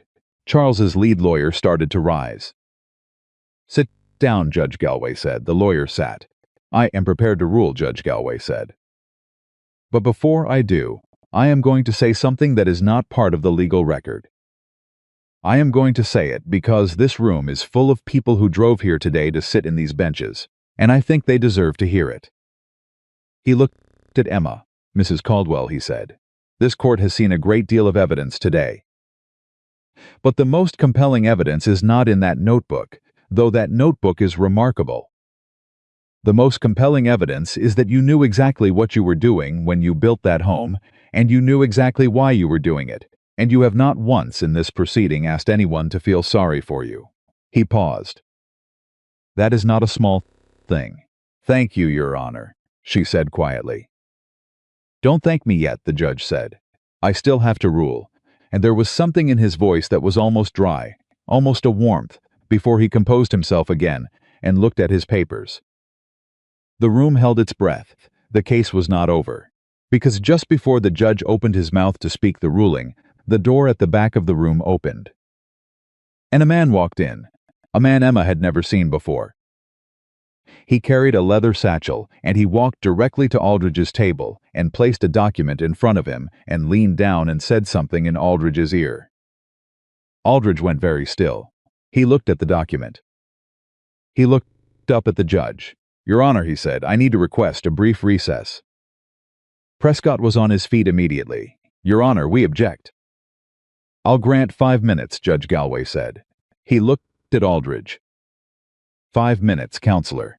Aldridge took Emma by the arm and walked her to the side of the room and showed her the document. Emma read it. She read it twice. Then she looked at Aldridge.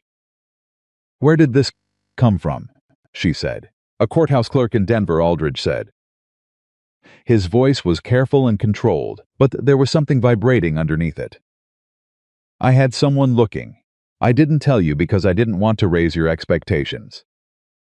I didn't know if it would arrive in time." Emma looked at the document again. It was a deed. Not her deed. A deed to a property in Denver, a property Charles Whitman had signed over to a woman named Margaret Hale 6 weeks after Emma left. The deed transfer had been filed quietly, buried in a batch of routine recordings. The property was a house on the east side of Denver that Emma had never heard of. The transfer included a note of consideration money paid, but the amount was suspiciously low. The kind of low that suggested the exchange was not a simple sale. Emma's hands were very steady. "He has another woman," she said. "It appears so," Aldridge said. "He filed a custody petition claiming I was unfit," Emma said, "while he was transferring property to another woman in Denver." "Yes." Emma looked at the door of the room, where Charles Whitman was standing with his lawyer, watching her across the distance. He knew. She could see it in his face. He knew what was in the document. He had seen the man come in. He knew what was about to happen. And for the first time since she had walked into that room, Emma saw something on Charles Whitman's face that she had never seen there before.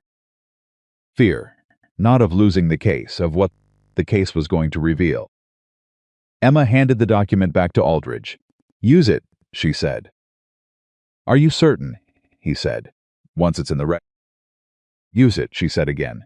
She walked back to her seat. She sat down. She looked straight ahead. Clara was warm against her chest. The 5 minutes passed. Judge Galway returned, and Aldridge stood up with the deed in his hand, and the room, which had already reached a tension it didn't seem like it could exceed, went somewhere beyond that. What came next was not loud. It did not need to be. The truth, laid plainly in front of a judge who was paying attention, does not require volume. Aldridge presented the document. He explained its significance. He asked the judge to consider what it said about the sincerity of Charles Whitman's claim that this petition was about his daughter's welfare. Prescott objected 4 times. The judge overruled 4 times. Charles Whitman sat at his table and looked at the surface of it. He did not look at Emma. He did not look at Clara. He did not look at anyone. And Emma, watching the man who had once arranged her entire life as if she were furniture to be positioned, felt something she had not expected to feel. Not triumph, not even relief. Something quieter than both. Something that felt, for the first time in a very long time, like the world was finally, imperfectly, approximately fair. Judge Galway looked at the deed for a long time. Then he closed the folder in front of him. "I've heard enough," he said. "I've heard enough," Judge Galway said. And the room stopped breathing. Not figuratively. Emma felt it, the actual, physical cessation of movement in the gallery behind her. 30 people simultaneously, holding air in their lungs, waiting. Clara stirred against her chest, making the small sound she made when she was about to wake, and Emma pressed one hand gently against her daughter's back and felt the tiny heartbeat, steady and indifferent to the proceedings, beating its own reliable rhythm while the world decided things. Judge Galway looked at his papers one final time. Then he looked up. "In the matter of Whitman versus Caldwell," he said, "this court finds in favor of the respondent. Full custody of the minor child Clara Caldwell is awarded to her mother, Emma Caldwell, of Red Hollow, Montana. Mr. Whitman's petition is denied in its entirety." He set down his pen. "Furthermore," he said, and his voice carried a weight that was not quite anger, but was something with similar density. "This court notes for the record that the petition before us today was filed on the basis of allegations that the evidence does not support, and was influenced by third-party motivations that have no place in a proceeding concerning a child's welfare. This court does not look favorably upon the use of family court proceedings as instruments of financial or personal interest. He looked at Prescott. Counsel will inform his client accordingly. Prescott said nothing. Charles Whitman said nothing. He was still looking at the table. Judge Galway gathered his papers. "This court is adjourned," he said, and stood, and the room erupted. It erupted the way rooms do when a tension that has been building for hours finally breaks not in chaos but in noise and movement. In the particular energy of people who have been holding their opinions carefully for several hours and are now allowed to let them go. Emma heard it behind her like a wave. She heard June Whitmore's voice, high and clear, saying something that was probably not appropriate for a courthouse. She heard Carl Hess laughing. She heard Mrs. Sorensen, who was not a demonstrative woman, say good with such concentrated satisfaction that it cut through everything else. Emma sat very still in the middle of it. Clara had woken at the noise and was looking around with the wide, unimpressed assessment of a 3-week-old confronting a new sonic environment.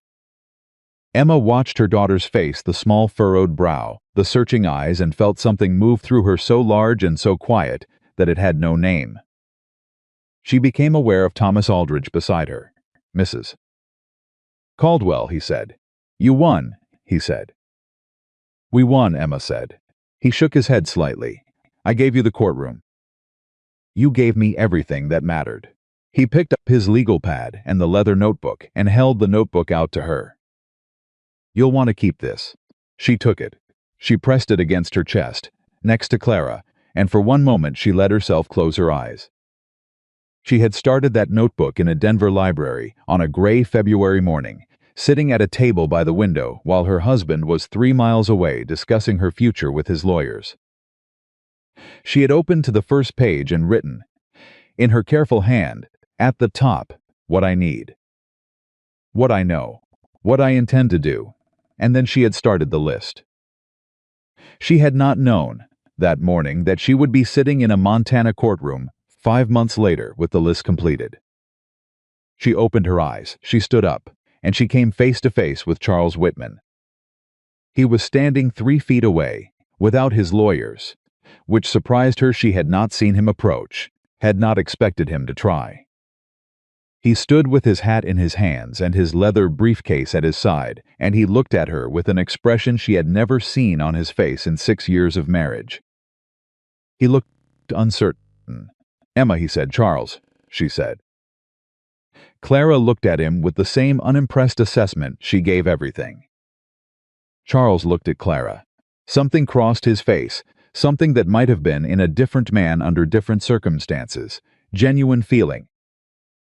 But Emma had spent 6 years watching Charles Whitman's face, and she knew how to read the difference between feeling and the performance of feeling, and she was not entirely sure which one this was. And she understood with a clarity that surprised her that she no longer needed to figure it out. "She looks like you," he said. "She looks herself," Emma said. "She just got here." He was quiet for a moment. "I want you to know," he said, "that I didn't." He stopped. Started again. "The petition wasn't meant to be." "Charles," Emma said. "Don't," she said. Not unkindly, but clearly. "Don't explain it. Don't justify it. Don't tell me what you meant. I know what you did. The court knows what you did." She looked at him steadily. "Go back to Denver. Take care of your business. Leave us alone." He stood for a moment. Then he put his hat on. "Goodbye, Emma," he said. "Goodbye, Charles," she said. He walked to the door. His lawyers fell in behind him. The hired coach was waiting outside. And Charles Whitman, who had arrived in Red Hollow with money and leverage and the absolute conviction that the world would arrange itself into court preferences, left it with nothing he hadn't brought with him. Emma watched him go. She did not feel what she had expected to feel. She had imagined this moment, the departure of the man who had defined the last 6 years of her life, and she had expected it to feel like something ending. A door closing, a final punctuation mark. Instead, it felt like clearing weather. like the moment after a long rain when the sky goes from gray to that specific clean blue that makes everything look freshly made. She turned back to the room. Nathaniel was standing 10 feet away, hat in hand, watching her. He had not approached while Charles was there. He had given her the space to handle it herself, which was, she had come to understand, one of his most consistent and reliable qualities, the ability to be present without occupying space that wasn't his. She walked to him. "It's done," she said. "It's done," he said. They stood looking at each other for a moment in the middle of the emptying room, with Mrs. Sorensen cooing at Clara behind them, and June Whitmore organizing some kind of celebratory gathering at her house, and Carl Hess still laughing at something across the room. And the particular warm chaos of people who are happy on behalf of someone they've chosen to care about. "Your father," Emma said. Nathaniel's jaw tightened slightly. "I know. He's going to be very unhappy with you." "He was unhappy with me before today," Nathaniel said. "He'll survive it." "Nathaniel." She said his name carefully, meaning it as a question. "What did you say to him? Before the hearing, when you went to talk to him?" He was quiet for a moment. "I told him that I was going to tell the truth on that stand," he said. "And I told him that if he had any decency left in him, he would do the same." He paused. "He didn't agree with my assessment of the situation." "And now? And now we'll see," Nathaniel said. "My father is a complicated man. He does things for what he believes are good reasons, and he's not always wrong about the reasons, just about the methods." He looked at Emma. "He was wrong about the methods." Emma nodded. She looked down at Clara, who had fallen back asleep against her chest with the decisive efficiency of an infant who has determined that the crisis is resolved and rest is now appropriate. "Come for supper tonight," Emma said. "You and just you." "I'll cook." Something moved in Nathaniel's face. Not surprise exactly. Something quieter than surprise. "All right," he said. Yes. They left the courthouse into a bright Montana afternoon. And the people of Red Hollow who had come to sit in those benches surrounded Emma on the steps in the way that small communities do when they have decided something about a person when they have moved them from the category of stranger to the category of theirs. Daniel from the neighboring farm was there, 12 years old and solemn, and he said, "I knew you'd win, Mrs. Caldwell," with such absolute conviction that several people laughed. June Whitmore pressed Emma's hand between both of hers and said something very quiet that Emma heard and did not repeat. Mrs. Sorensen told her to rest and drink water and eat a proper meal and was already organizing who would bring what. Emma stood in the middle of it and let it happen. She had spent her whole life managing the households of others, keeping their spaces running smoothly, making sure everyone around her had what they needed. She was not practiced at being on the receiving end of care. It felt unfamiliar. It felt in the way that many unfamiliar things do, like something she had been waiting for without knowing she was waiting. She drove home in the late afternoon, with Clara asleep in the basket beside her on the cart. The cabin was waiting for her, solid and square against the sky. She unhitched the cart, checked the animals, went inside, and stood in the middle of the room she had built and looked at the walls. Every plank, every joint, every decision she had made about height and spacing and which beam went where. She knew this room the way she knew her own body, every imperfection, every place where she'd corrected a mistake, every section that had gone exactly right the first time, and the satisfaction that had come with it. She set the basket down near the fire and went to the kitchen area and started cooking. She was not a demonstrative woman. She did not weep. She did not collapse. She chopped vegetables and salted a piece of meat and set things in the pot and worked with the same systematic attention she brought to everything, and somewhere in the middle of it she started to laugh. Not at anything in particular, just at the fact of it. At the specific, improbable, extraordinary fact of standing in a cabin she had built herself, in a state she had chosen, cooking a meal in a kitchen she had fitted plank by plank, on the day a judge in Red Hollow. Montana had looked at Charles Whitman's lawyers and said no. She laughed until Clara startled awake and looked at her with enormous, reproachful eyes. "Sorry," Emma said, and went to pick her up. "Your mother is having a moment." Clara regarded her with skepticism. "You're right," Emma said. "I'll compose myself." Nathaniel arrived at 6 o'clock with a bottle of cider because he didn't know if Emma drank whiskey and had decided not to assume. She did, as it happened, drink whiskey on occasions that warranted it, and she told him this, and he smiled and said he'd know for next time. And there was a particular ease in that small exchange, in the implicit next time, that Emma registered without remarking on.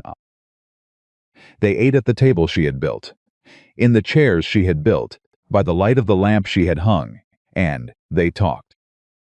Not about the hearing, not about Charles or Harlan or Aldridge or any of it. They had talked about all of that enough.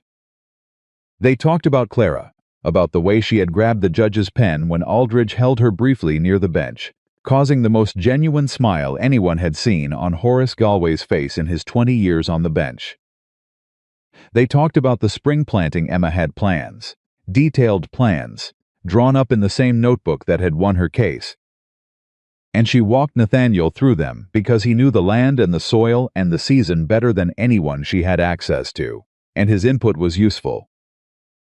And she had learned to recognize the difference between useful input and the kind that came wrapped in the assumption that she needed correcting. His input never came wrapped that way. Halfway through supper, he said, without prelude, "My father came to see me this afternoon." Emma looked up. "Before the supper or after?" she said. "After.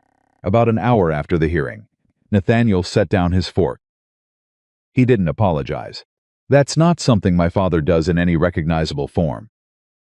But he sat down and he was quiet for a while, and then he said he paused. He said, "I don't know what I thought would happen." Emma was quiet. "I told him," Nathaniel said, "that what he thought would happen was that you'd be frightened back to Denver, and the land would become available, and he'd get what he wanted, having to reckon with what he'd done to get it." He picked up his fork again. He didn't disagree. "Is that progress?" Emma asked. "For my father," Nathaniel said. "That's extraordinary." She almost smiled. "What happens now?" she asked. "Between you and him?" Nathaniel thought about it. "We work on it," he said.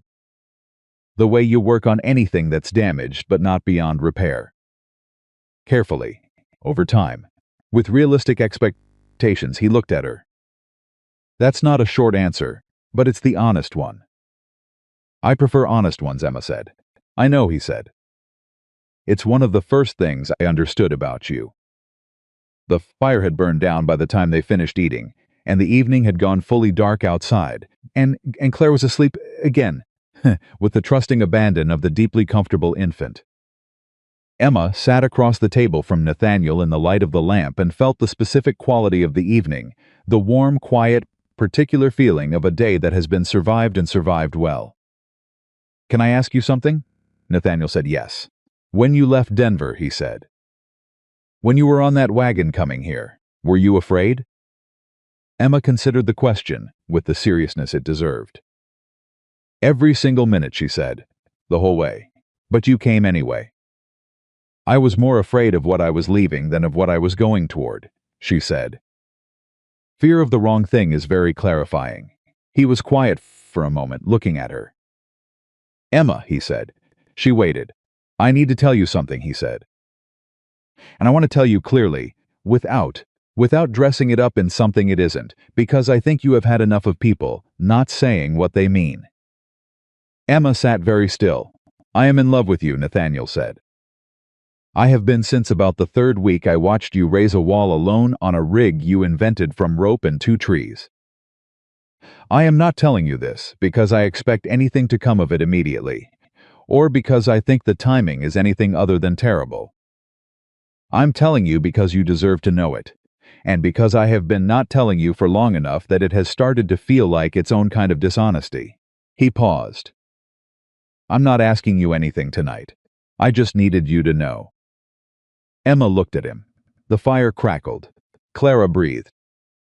Outside, the Montana night was doing what it always did, the wind in the grass, The creek in the dark, the enormous indifferent sky full of stars that did not care at all about the specific gravity of what was happening in a small lit cabin on 40 acres of forgotten land. "I know," Emma said. Nathaniel was very still. "You knew," he said. "I'm not unobservant," she said. "And you are not subtle in your way." "Why didn't you?" "Because I wasn't ready," she said. "And because I needed to know if it would change how you behaved toward me if I didn't respond the way you might have wanted. I needed to know if you would stay the same person." She paused. "You did." He looked at her. "And now?" he said. Emma looked at her hands on the table. The hands that had driven 10,000 nails. The hands that had raised walls and notched joints and held her daughter into the world and set a leather notebook in front of a judge in Red Hollow, Montana. "Now," she said carefully, "I am a woman who just finished the hardest year of her life. I have a daughter who is 3 weeks old. I have 40 acres and a cabin and a spring planting to plan and more work ahead of me than behind me." She looked up at him. "I am not someone who has room in her life right now for anything that isn't true and isn't patient and isn't entirely sure of itself." "I'm sure," Nathaniel said. "I know you think you are," she said. "I'm asking you to be sure over time, not in a single evening." He held her gaze. "It's not a no," Emma said. "I know," he said. "I can tell the difference." She looked at him for a long moment, this man who had held the other end of the plank without being asked something, who had stood in a courtroom and told the truth when it cost him something, who had said "I love you" without demanding an answer. "Come back tomorrow," she said. "Help me start the second fence line. I've been putting it off because the post holes are difficult and I could use an extra pair of hands." Nathaniel's mouth curved. "Yes, ma'am," he said. He left at 8 o'clock, the way he always did on time, without drama, saying what he meant when he said good night and nothing more. Emma stood in the doorway and watched him ride out into the dark and then came inside and sat down by the fire. She thought about what she had said and what he had said and what neither of them had said, and she thought it was probably as honest an exchange as she had ever had with a man, and that struck her as both remarkable and very simple, which was, she was beginning to understand what things felt like when they were right. The following week brought a letter she had not expected. It came from Denver, but not from Charles and not from any law firm. It was addressed in a woman's handwriting, neat, careful, slightly tentative in the way of someone who is not accustomed to writing letters they aren't sure will be well received. The woman's name was Margaret Hale. Emma sat down when she read that name. She read the letter once. Then she read it again. Margaret Hale was 26 years old. She had been working as a clerk in a Denver office building when Charles Whitman had taken an interest in her 2 years ago. She had believed she wrote this with a plainness that Emma recognized as the kind of courage it takes to tell a humiliating truth. She had believed that Charles's intentions were honorable. She had believed the house he arranged for her was the beginning of something permanent. She had not known, she wrote, that Charles had a wife. She had not been told. She found out the morning after the hearing. From the Denver newspapers, which had apparently covered the Red Hollow custody case with rather more interest than anyone in Red Hollow had anticipated. Emma set the letter down. She pressed both hands flat on the table. She thought about a 26-year-old woman in Denver reading a newspaper account of a court proceeding and understanding, all at once, what kind of man she had trusted. The specific quality of that moment, the floor going out from under a world you had believed was solid. She thought about herself at 22, believing that Charles Whitman was a man of his word. She picked up her pen. She wrote back. She wrote clearly and without excess that she did not hold any of it against her, that she understood exactly how Charles operated, that she was sorry for what Margaret had been put through, and that if she ever needed help navigating her situation legally, Thomas Aldridge in Billings was a man of exceptional integrity.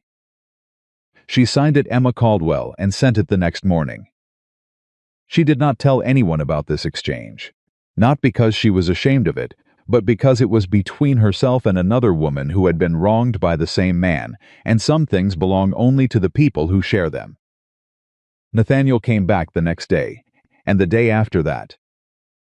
The fence line went in over 2 weeks, and then the spring planting started, and then there was the question of the additional acreage on the northern end of the property, which Emma had initially planned to leave fallow for the first year, but which Nathaniel suggested carefully, with full acknowledgement that it was only a suggestion might support oats if the soil was prepared by midsummer.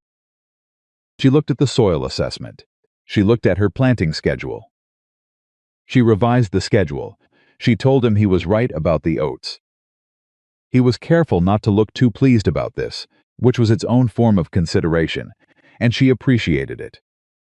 They fell into a pattern that was neither courtship nor simple friendship, but something that occupied the honest space between them, two people who had said true things to each other and were now living alongside those true things, neither rushing toward them nor retreating. June Whitmore, who had become something approaching a genuine friend, said to Emma one Wednesday with considerable frankness, "That man is waiting for you to tell him it's time." "I know," Emma said. "How much longer are you going to make him wait?" Emma thought about it. "Until it feels like choosing," she said, "and not like settling." June looked at her. "Is there a difference in your case?" "Yes," Emma said, "a significant one." June was quiet for a moment. "Then fair enough." The twist came in late April. Harlan Brooks arrived at Emma's cabin on a Tuesday morning, alone, without notice, and knocked on the door. Emma opened it. They looked at each other across the threshold.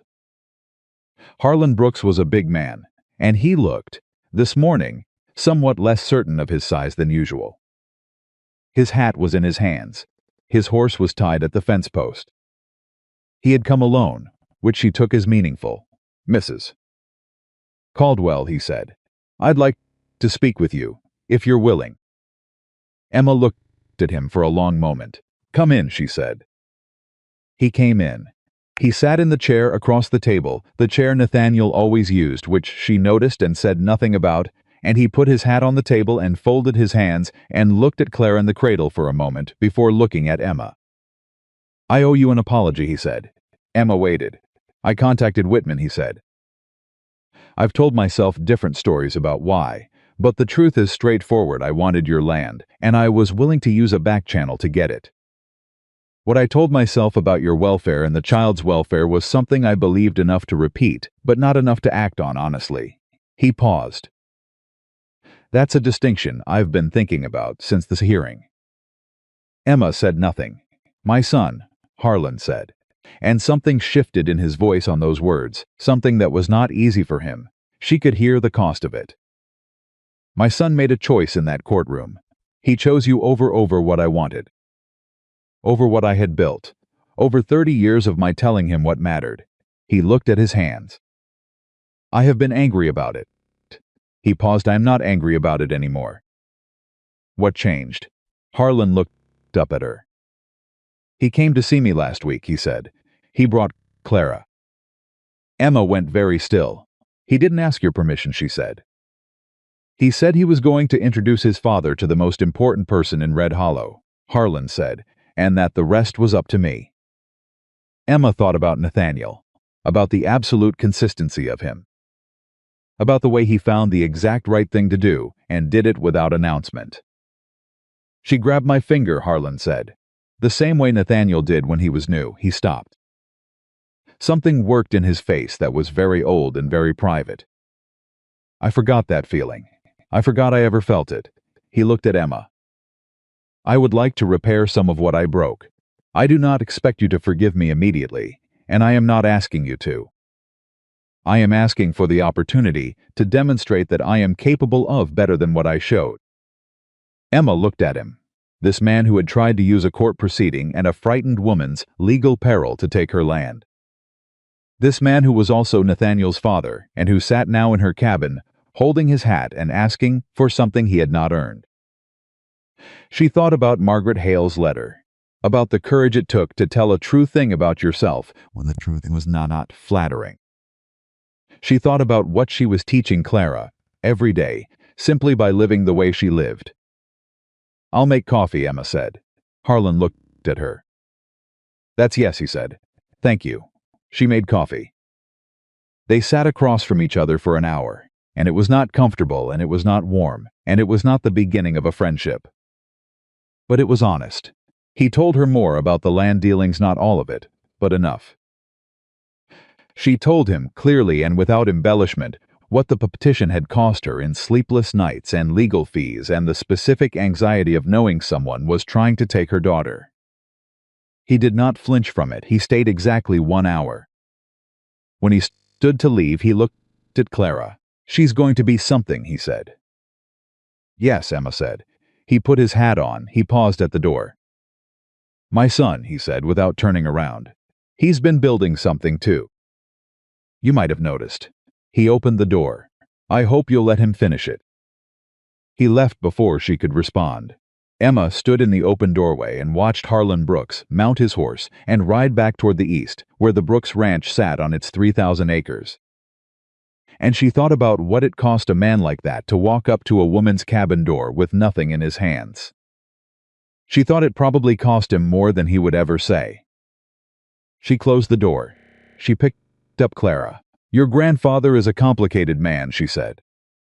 Clara looked at her with dark, serious eyes. "So's mine," Emma said. "So is everyone eventually, if you know them long enough." She set Clara down and went to her desk and opened the notebook. She turned to a new page. At the top she wrote, "What comes next?" And she started the list. What comes next? She had written those 3 words at the top of a clean page, and then she had sat looking at them for a long time before she started writing anything beneath them.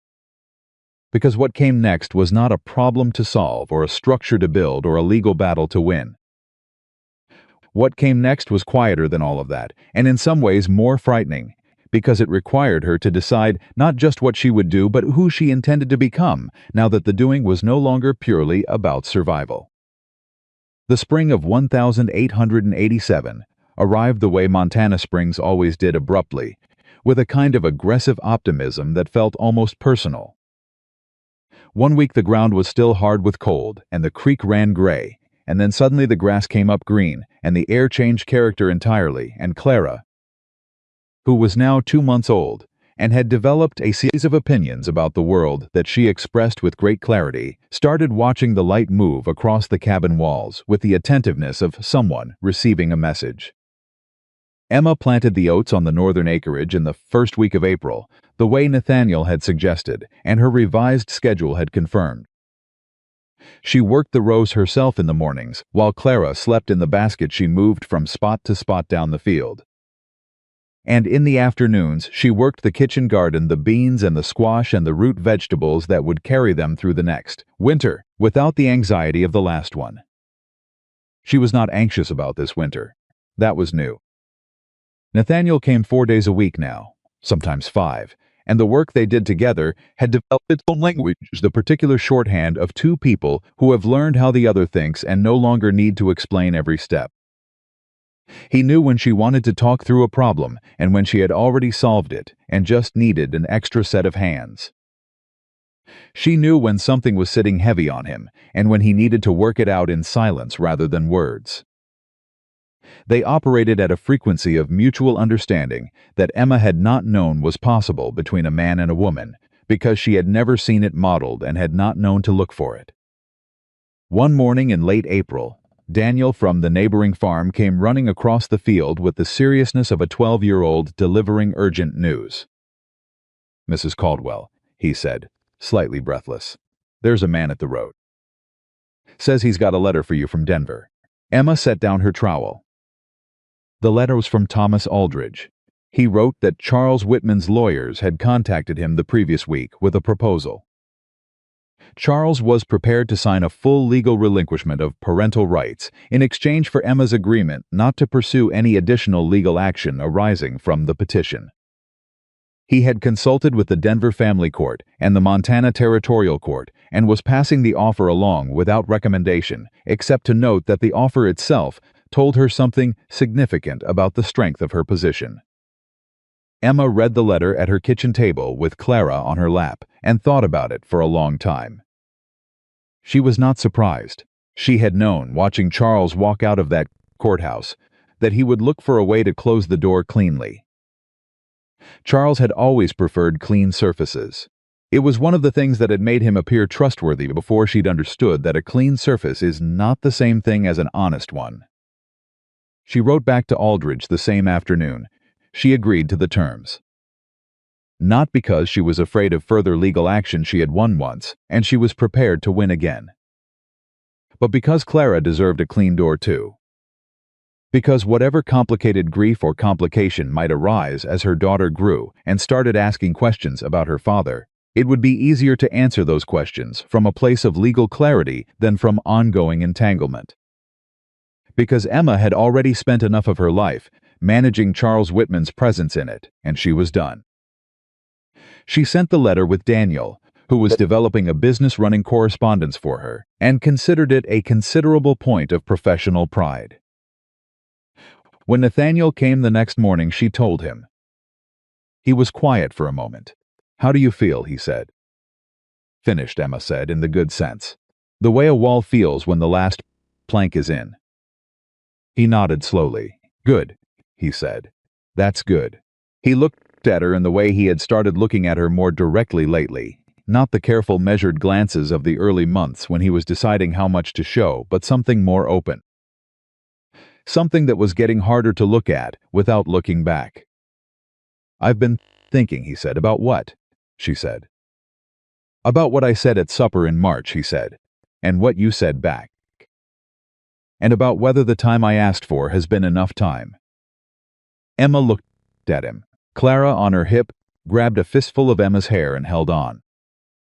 "I told you it wasn't a no," Emma said. "I know," he said. "I'm asking if it's moved." Emma looked at this man who had held the other end of the plank, who had sat in a witness chair and told the truth when it cost him, who had brought his father to meet Clara without being asked because he understood instinctively that it was the right thing to do, who had never once, in all the months she had known him, tried to decide anything for her. "It's moved," she said. "He was very still," he said. Toward she confirmed. Something crossed his face that was not quite a smile, and was larger than a smile, a full, unguarded thing that he made no effort to contain. And she thought that this was probably one of the things she loved about him. That he didn't manage his expressions around her, that he let her see what was actually happening in him. "I'm not in a hurry," he said. "I want to be clear about that. I have not been subtle about how I feel, but I don't want you to feel." "Nathaniel," she said. He stopped. "I know," she said. "I know what you are. I've been watching for a long time." She shifted Clara to her other hip. "Come for supper on Friday. Bring something decent to drink. We can talk about what toward looks like." "Yes, ma'am," he said. And the warmth in those two words was so particular that Emma had to look away before she said something she wasn't ready to say yet. She went back to her garden. He went back to the fence line. And Clara regarded the whole exchange with the expression she had been perfecting for 2 months, which was the expression of someone who found the adults around her simultaneously essential and baffling. The second twist of the spring came from a direction Emma had not expected. A woman arrived at her cabin on a Thursday afternoon in May alone, in a rented cart, with a single bag and an expression of someone who has been making difficult decisions for long enough that they have become simply the texture of daily life. She was perhaps 26, dark-haired, plainly dressed, and she stopped at the edge of the property and looked at the cabin before she looked for Emma. Emma was at the side of the house, checking the drainage she'd installed on the eastern quarter. She looked up. She knew immediately. She walked to the fence line, and the woman in the cart looked at her and said, "You're Emma Caldwell." "I am," Emma said. "I'm Margaret Hale," the woman said. Emma opened the gate. "Come in," she said. "I'll make coffee." Margaret Hale came in. She sat at the table in the chair across from Emma, the same chair June Whitmore had sat in. The same chair Harlan Brooks had sat in, and she looked around the cabin with an expression that was trying to hold several different feelings at once and not entirely succeeding. "You built this," she said. "I did," Emma said. "The paper said you built it yourself." She looked at the walls. "I didn't. I thought that was..." She stopped. "It's very good." "Thank you," Emma said. She set the coffee down and sat across from her. Margaret Hale looked at Clara in the cradle and then looked back at Emma with an expression that was, in its way, the most honest thing Emma had seen in a long time because it was so clearly not performed. It was just a woman sitting across from another woman and reckoning with what had happened to both of them. "I got your letter," Margaret said. "When I wrote to you, I didn't know if you'd write back. And then when you did, she pressed her hands flat on the table. "I've been in Denver for 3 months since the hearing, and I kept thinking about what you said in your letter. About Thomas Aldridge, and about not holding things against me." She looked at Emma directly. "I needed to come and see for myself that you were real." Emma looked at her. "I'm real," she said. "I know," Margaret said. "I know that now." She was quiet for a moment. "I don't have anywhere particular to go," she said. "After Denver, I came from Ohio originally. My family is the situation's not one I can return to." She paused.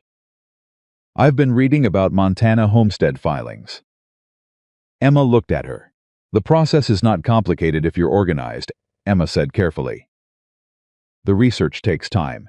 The physical work is significant." "I'm not afraid of physical work," Margaret said. "No," Emma said. "I don't imagine you are." She looked at this woman across her table, 26 years old, alone, starting over, looking at a cabin that someone had built from nothing and calculating whether she might do the same. "Tell me what you know about the available parcels." Margaret's eyes went slightly wide. "I looked at 3, she said. "I made notes." She reached into her bag and pulled out a folded piece of paper. Emma looked at the notes. They were organized, clear. She had cross-referenced the parcel locations with the water table information from county records and had made comments on each. Emma looked up. "The parcel on the Miller Creek watershed," she said. "Why did you rate it 3rd? The access road is poor," Margaret said. "And the southern exposure is partially blocked, which would affect the kitchen garden." Emma set the paper down. "It's the best one," she said. "The access road can be improved in a season. The southern exposure issue disappears if you orient the cabin correctly." She looked at Margaret. "But the soil on the eastern quarter is excellent, and the creek is reliable year-round, which the other 2 are not." Margaret looked at her. "How do you know all that?" she said. "Because I read the same surveys you did," Emma said, "and then I wrote out to look at all 3 before I filed on mine." She pushed the paper back across the table. "You should go look at it yourself before you decide. Looking is different from reading. Will you?" Margaret stopped. "Yes," Emma said. "I'll ride out with you tomorrow if you want. I know the county assessor, and he'll pull the current filing status without making you wait a week." Margaret Hale looked at her across the table. "Why are you helping me?" she said. It wasn't suspicious, it was genuinely simply curious. The question of a woman who had learned to expect that generosity from strangers usually came attached to something. Emma thought about the answer. "Because someone should have helped me sooner," she said. "And because you wrote me an honest letter when you didn't have to, and honesty is the thing I value most and see the least of." She picked up her coffee. "And because Red Hollow has room for another woman who isn't afraid of hard work." Something shifted in Margaret's face. Something that had been held very tight for a very long time started, slowly and carefully, to loosen. "Thank you," she said. "Don't thank me," Emma said. "File the deed." Margaret Hale filed on the Miller Creek parcel 2 weeks later. She stayed in town at Mrs. Sorensen's spare room while she arranged the materials, and Emma rode out with her twice to look at the land. And Aldridge helped with the paperwork at a reduced rate because he said the alternative was charging a woman trying to build a life from nothing full price, which he declined to do. Nathaniel helped Margaret identify a reliable lumber supplier and a delivery route that didn't require crossing the difficult Second Creek at high water season. Emma watched all of this happen with the particular feeling of someone who has set something in motion and is watching it find its own shape. June Whitmore brought Margaret into the Wednesday gathering. Margaret sat in the corner at first and said very little, which was, Emma thought, the right instinct in a new room with new people. But by the third week she was contributing to the conversation, and by the fourth week she was arguing with June Whitmore about the best way to preserve summer produce, which Emma considered a significant milestone because arguing with June Whitmore required both confidence and preparedness, and Margaret had apparently developed both. "She's going to be all right," Nathaniel said one evening, watching from Emma's fence line as Margaret drove her cart back toward town. "She was always going to be all right," Emma said. "She just needed someone to stop standing in the way." Nathaniel looked at her. "You've said that before," he said. "It keeps being true," Emma said. He smiled. The Friday supper came and went, and then another, and then another. And what toward looked like resolved itself gradually, and without drama, into what it had always been going to be two people who had learned to build things carefully and were now building something together. He did not move on to the property. They didn't rush toward any formal arrangement. What they had was a daily presence, a shared language of work and decision-making, a growing familiarity with each other's silences. He was there when she needed him and absent when she didn't, and he had finally, after months, learned to read the difference without being told. One evening in June, sitting on the step of the cabin in the long Montana twilight with Clara asleep inside and the oats on the northern acreage standing 4 inches tall and the kitchen garden lush and producing, Nathaniel said, "I'd like to build something on the eastern end of your property." Emma looked at him. "What kind of something?" she said. "A workshop," he said, "for repairs and tools. The kind of space that makes winter work easier." He paused. "And if you were willing, over time, a larger structure adjacent to the cabin. Something that gave you more room for whatever comes next." Emma was quiet for a moment. "Are you asking my permission?" she said. "Yes," he said. "It's your property." She looked at him. "You could have your own land," she said. "Your father's ranch." 3,000 acres. "I know," he said. "Why would you want to build on my 40? He looked at her with an expression that was very simple and very clear. "Because this is where you are," he said. "And because everything I want to build next to what you've already built. Not instead of it. Not," he paused, "next to it." Emma looked at the oats. She thought about the first morning she had stood on this land, the empty grass, the wide sky, the stack of lumber and the canvas shelter, and the absolute, terrifying freedom of having no one to ask. She thought about the woman who had driven the first nail while her hands were shaking. She thought about what it had cost her to become who she was now, and what it would cost to let someone stand that close to it. She thought about what it would cost to keep refusing. "I'll think about it," she said. "Take your time," he said. "I know I can," she said. "That's why I'm able to." He looked at her. Something in his expression went very soft. "Yes," he said. "That's exactly why." The summer ran long and warm, and the oats did what Nathaniel had predicted they would do, which was produce better than Emma's conservative projection had estimated. And she noted this in her ledger with the particular satisfaction of someone whose numbers have been exceeded rather than fallen short. The kitchen garden outperformed itself. The root cellar she had dug in the spring, another notch in the long list of things she had not known she could do until she did them, was full by August. Clara was 6 months old and had developed the habit of watching everything with an intensity that made people laugh and then look away slightly, as if they had been caught at something. She watched the garden grow. She watched her mother work. She watched Nathaniel with the quiet measuring attention of someone filing information away for later use. When Harlan Brooks came to visit in July, she watched him too. Harlan came once a month now. Always on a Tuesday, always for exactly 1 hour, always with his hat in his hands. He and Emma had developed a careful, honest relationship that was nothing like warmth and nothing like hostility. It was the relationship of two people who have looked at each other clearly and decided to try, which is sometimes more durable than affection. He brought Clara a carved wooden horse in July, made it himself, he said, though he said it quickly. The way people say things they are a little embarrassed to have done. Emma turned it over and looked at the work. It was excellent. She looked up. You didn't buy this, she said. I said I made it, he said. You're good, she said. He looked slightly to the side. I used to make things, before the ranch got large enough to require all my attention. You should make things again, Emma said. He looked at the horse in Clara's hands. Clara was examining it with full seriousness, running her fingers over the carved mane. Maybe, Harlan said. He left on the hour the way he always did. Emma closed the door and looked at the horse. She set it on the shelf above the fireplace. It was still there in August.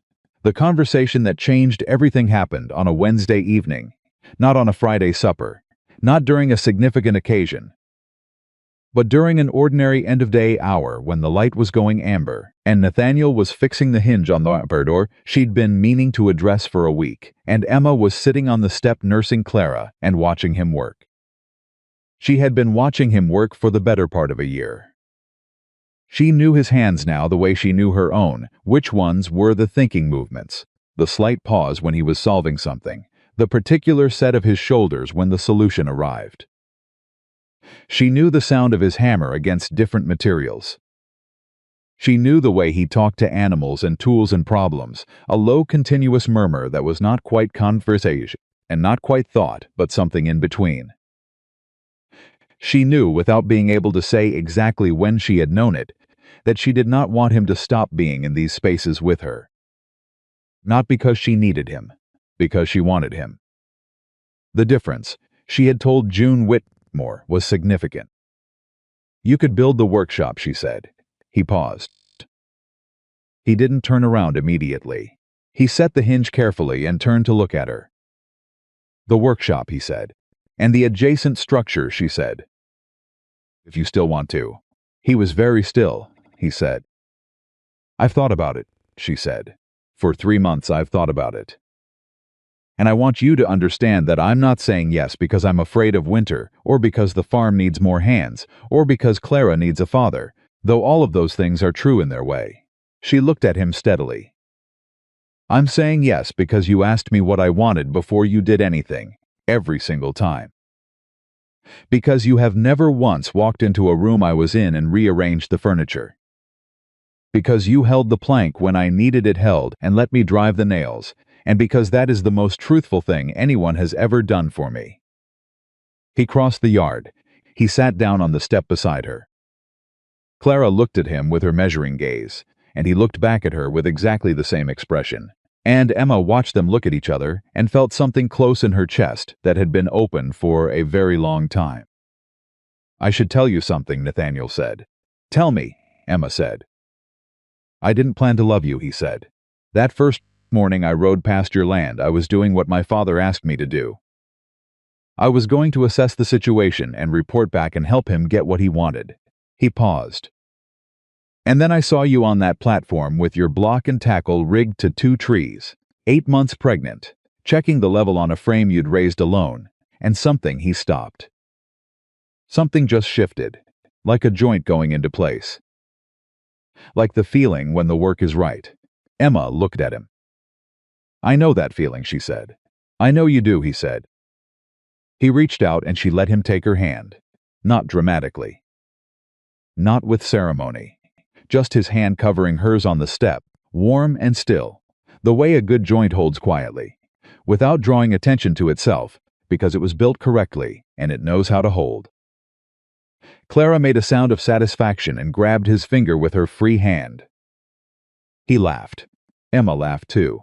And the Montana evening went on around them, the grass moving, the creek running, the wide sky doing what it always did, and the cabin stood behind them solid and square, every plank in its place, every joint holding, every wall a record of what Emma Caldwell had survived and decided and built. They married in September, on the land itself, which was Emma's choice and Nathaniel's preference, and nobody else's business. Thomas Aldridge came from Billings. June Whitmore organized the food with her characteristic iron efficiency. Mrs. Sorensen brought Clara a dress she had made herself from good white cotton. Margaret Hale came from her own homestead, which had 4 walls and a partial roof and a look on Margaret's face that Emma recognized from the inside. Harlan Brooks sat in the front row. He did not say much. He was not a man of many words at significant occasions. But when Emma walked out to where Nathaniel was standing, Harlan stood, and he stood straight, and he held his hat at his chest, and when the ceremony was over, he came to Emma first and said, simply and directly, "I misjudged you. I won't do it again. You won't." He nodded.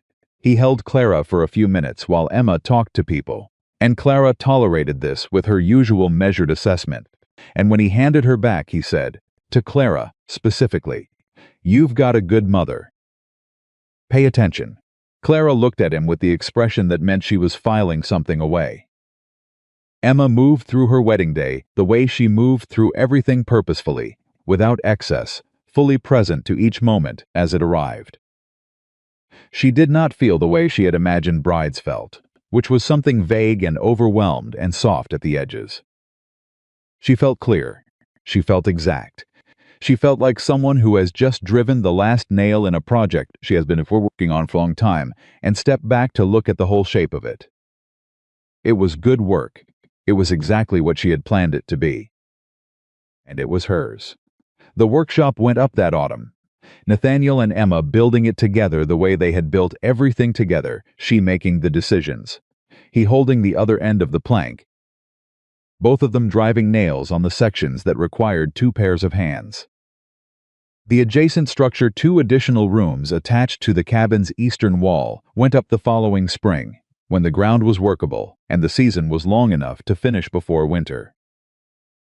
Clara watched all of it from her blanket in the yard, and then from a standing position holding the fence rail, and then from a walking position that was more of a determined lurch, and then from a running position that was the absolute joy and terror of a child who has just discovered that legs can carry you faster than you thought. Emma watched her daughter run. She thought about the woman who had arrived on this land with a suitcase and a canvas shelter and a promise to herself. She thought about the first nail. She thought about the level, and the plumb line, and the long Montana summer when she had talked to a baby not yet born about load-bearing posts and the importance of vertical foundations. She thought about Charles Whitman standing in a Red Hollow courthouse with his hat in his hands and nothing useful left to say. She thought about the notebook, which she still kept, which was now on its 4th volume, in which she still wrote every decision and every plan and every calculation that mattered. Because she was still and would always be a woman who made lists and worked the lists and refused to be surprised by what she was capable of. She thought about Nathaniel beside her, his shoulder against hers, watching Clara run in the afternoon light with the particular expression of a man who knows he is exactly where he is supposed to be and intends to stay there. She pressed her hand against the wall of the cabin. Her wall, her work, her choice. Emma Caldwell had arrived on this land with nothing but a hammer, a child in her belly, and the absolute refusal to let anyone decide who she was. She had built a home from the ground up, won her daughter in a courtroom, stood her ground against every man who thought her land or her life was theirs to take, and chosen freely, without fear, on her own terms, the person she wanted standing beside her. Some women are broken by the world. Emma Caldwell was the kind of woman the world could not break because she had already decided, long before anyone tested her, what she was made of, and she had built everything she needed to prove it with her own 2 hands. Ioko vitlai van hukming, ngangon dumvatumdim noid zung kochuin vafaikak kochuin kak. She drove the nail into the wood so hard the hammer slipped and split her palm open. She didn't stop. Blood on the handle. Blood on the beam. 8 months pregnant. alone on 40 acres of empty Montana land, and Emma Caldwell drove the next nail, and the next, and the next because stopping meant thinking, and thinking meant feeling. And feeling meant remembering the morning her husband had sat across from her in his leather chair, looked at her swollen belly, and said, with the calm of a man announcing a minor scheduling change, "I've arranged for you to stay with my cousin in St. Louis until this is dealt with. Not, are you all right? Not, what do you need? Not even, I'm sorry, this is dealt with." She had set down her coffee cup, walked upstairs, packed one bag, taken the deed she had filed in secret 3 weeks before, and walked out the front door of the finest house in Denver without looking back once. And now she was here, bleeding, building alone. The town of Red Hollow watched and whispered and waited for her to break. She never did. But what happened next, what that woman built with nothing but her hands and her will on 40 acres of forgotten Montana land, was something nobody in Red Hollow, nobody in Denver, and certainly not her husband, ever saw coming. If you have ever been told you were too much and not enough at the same time, stay with me. This story is for you. Subscribe to this channel, hit the notification bell, and drop a comment below telling me what city you're watching from. I want to see how far Emma Caldwell's story travels, because it deserves to go everywhere.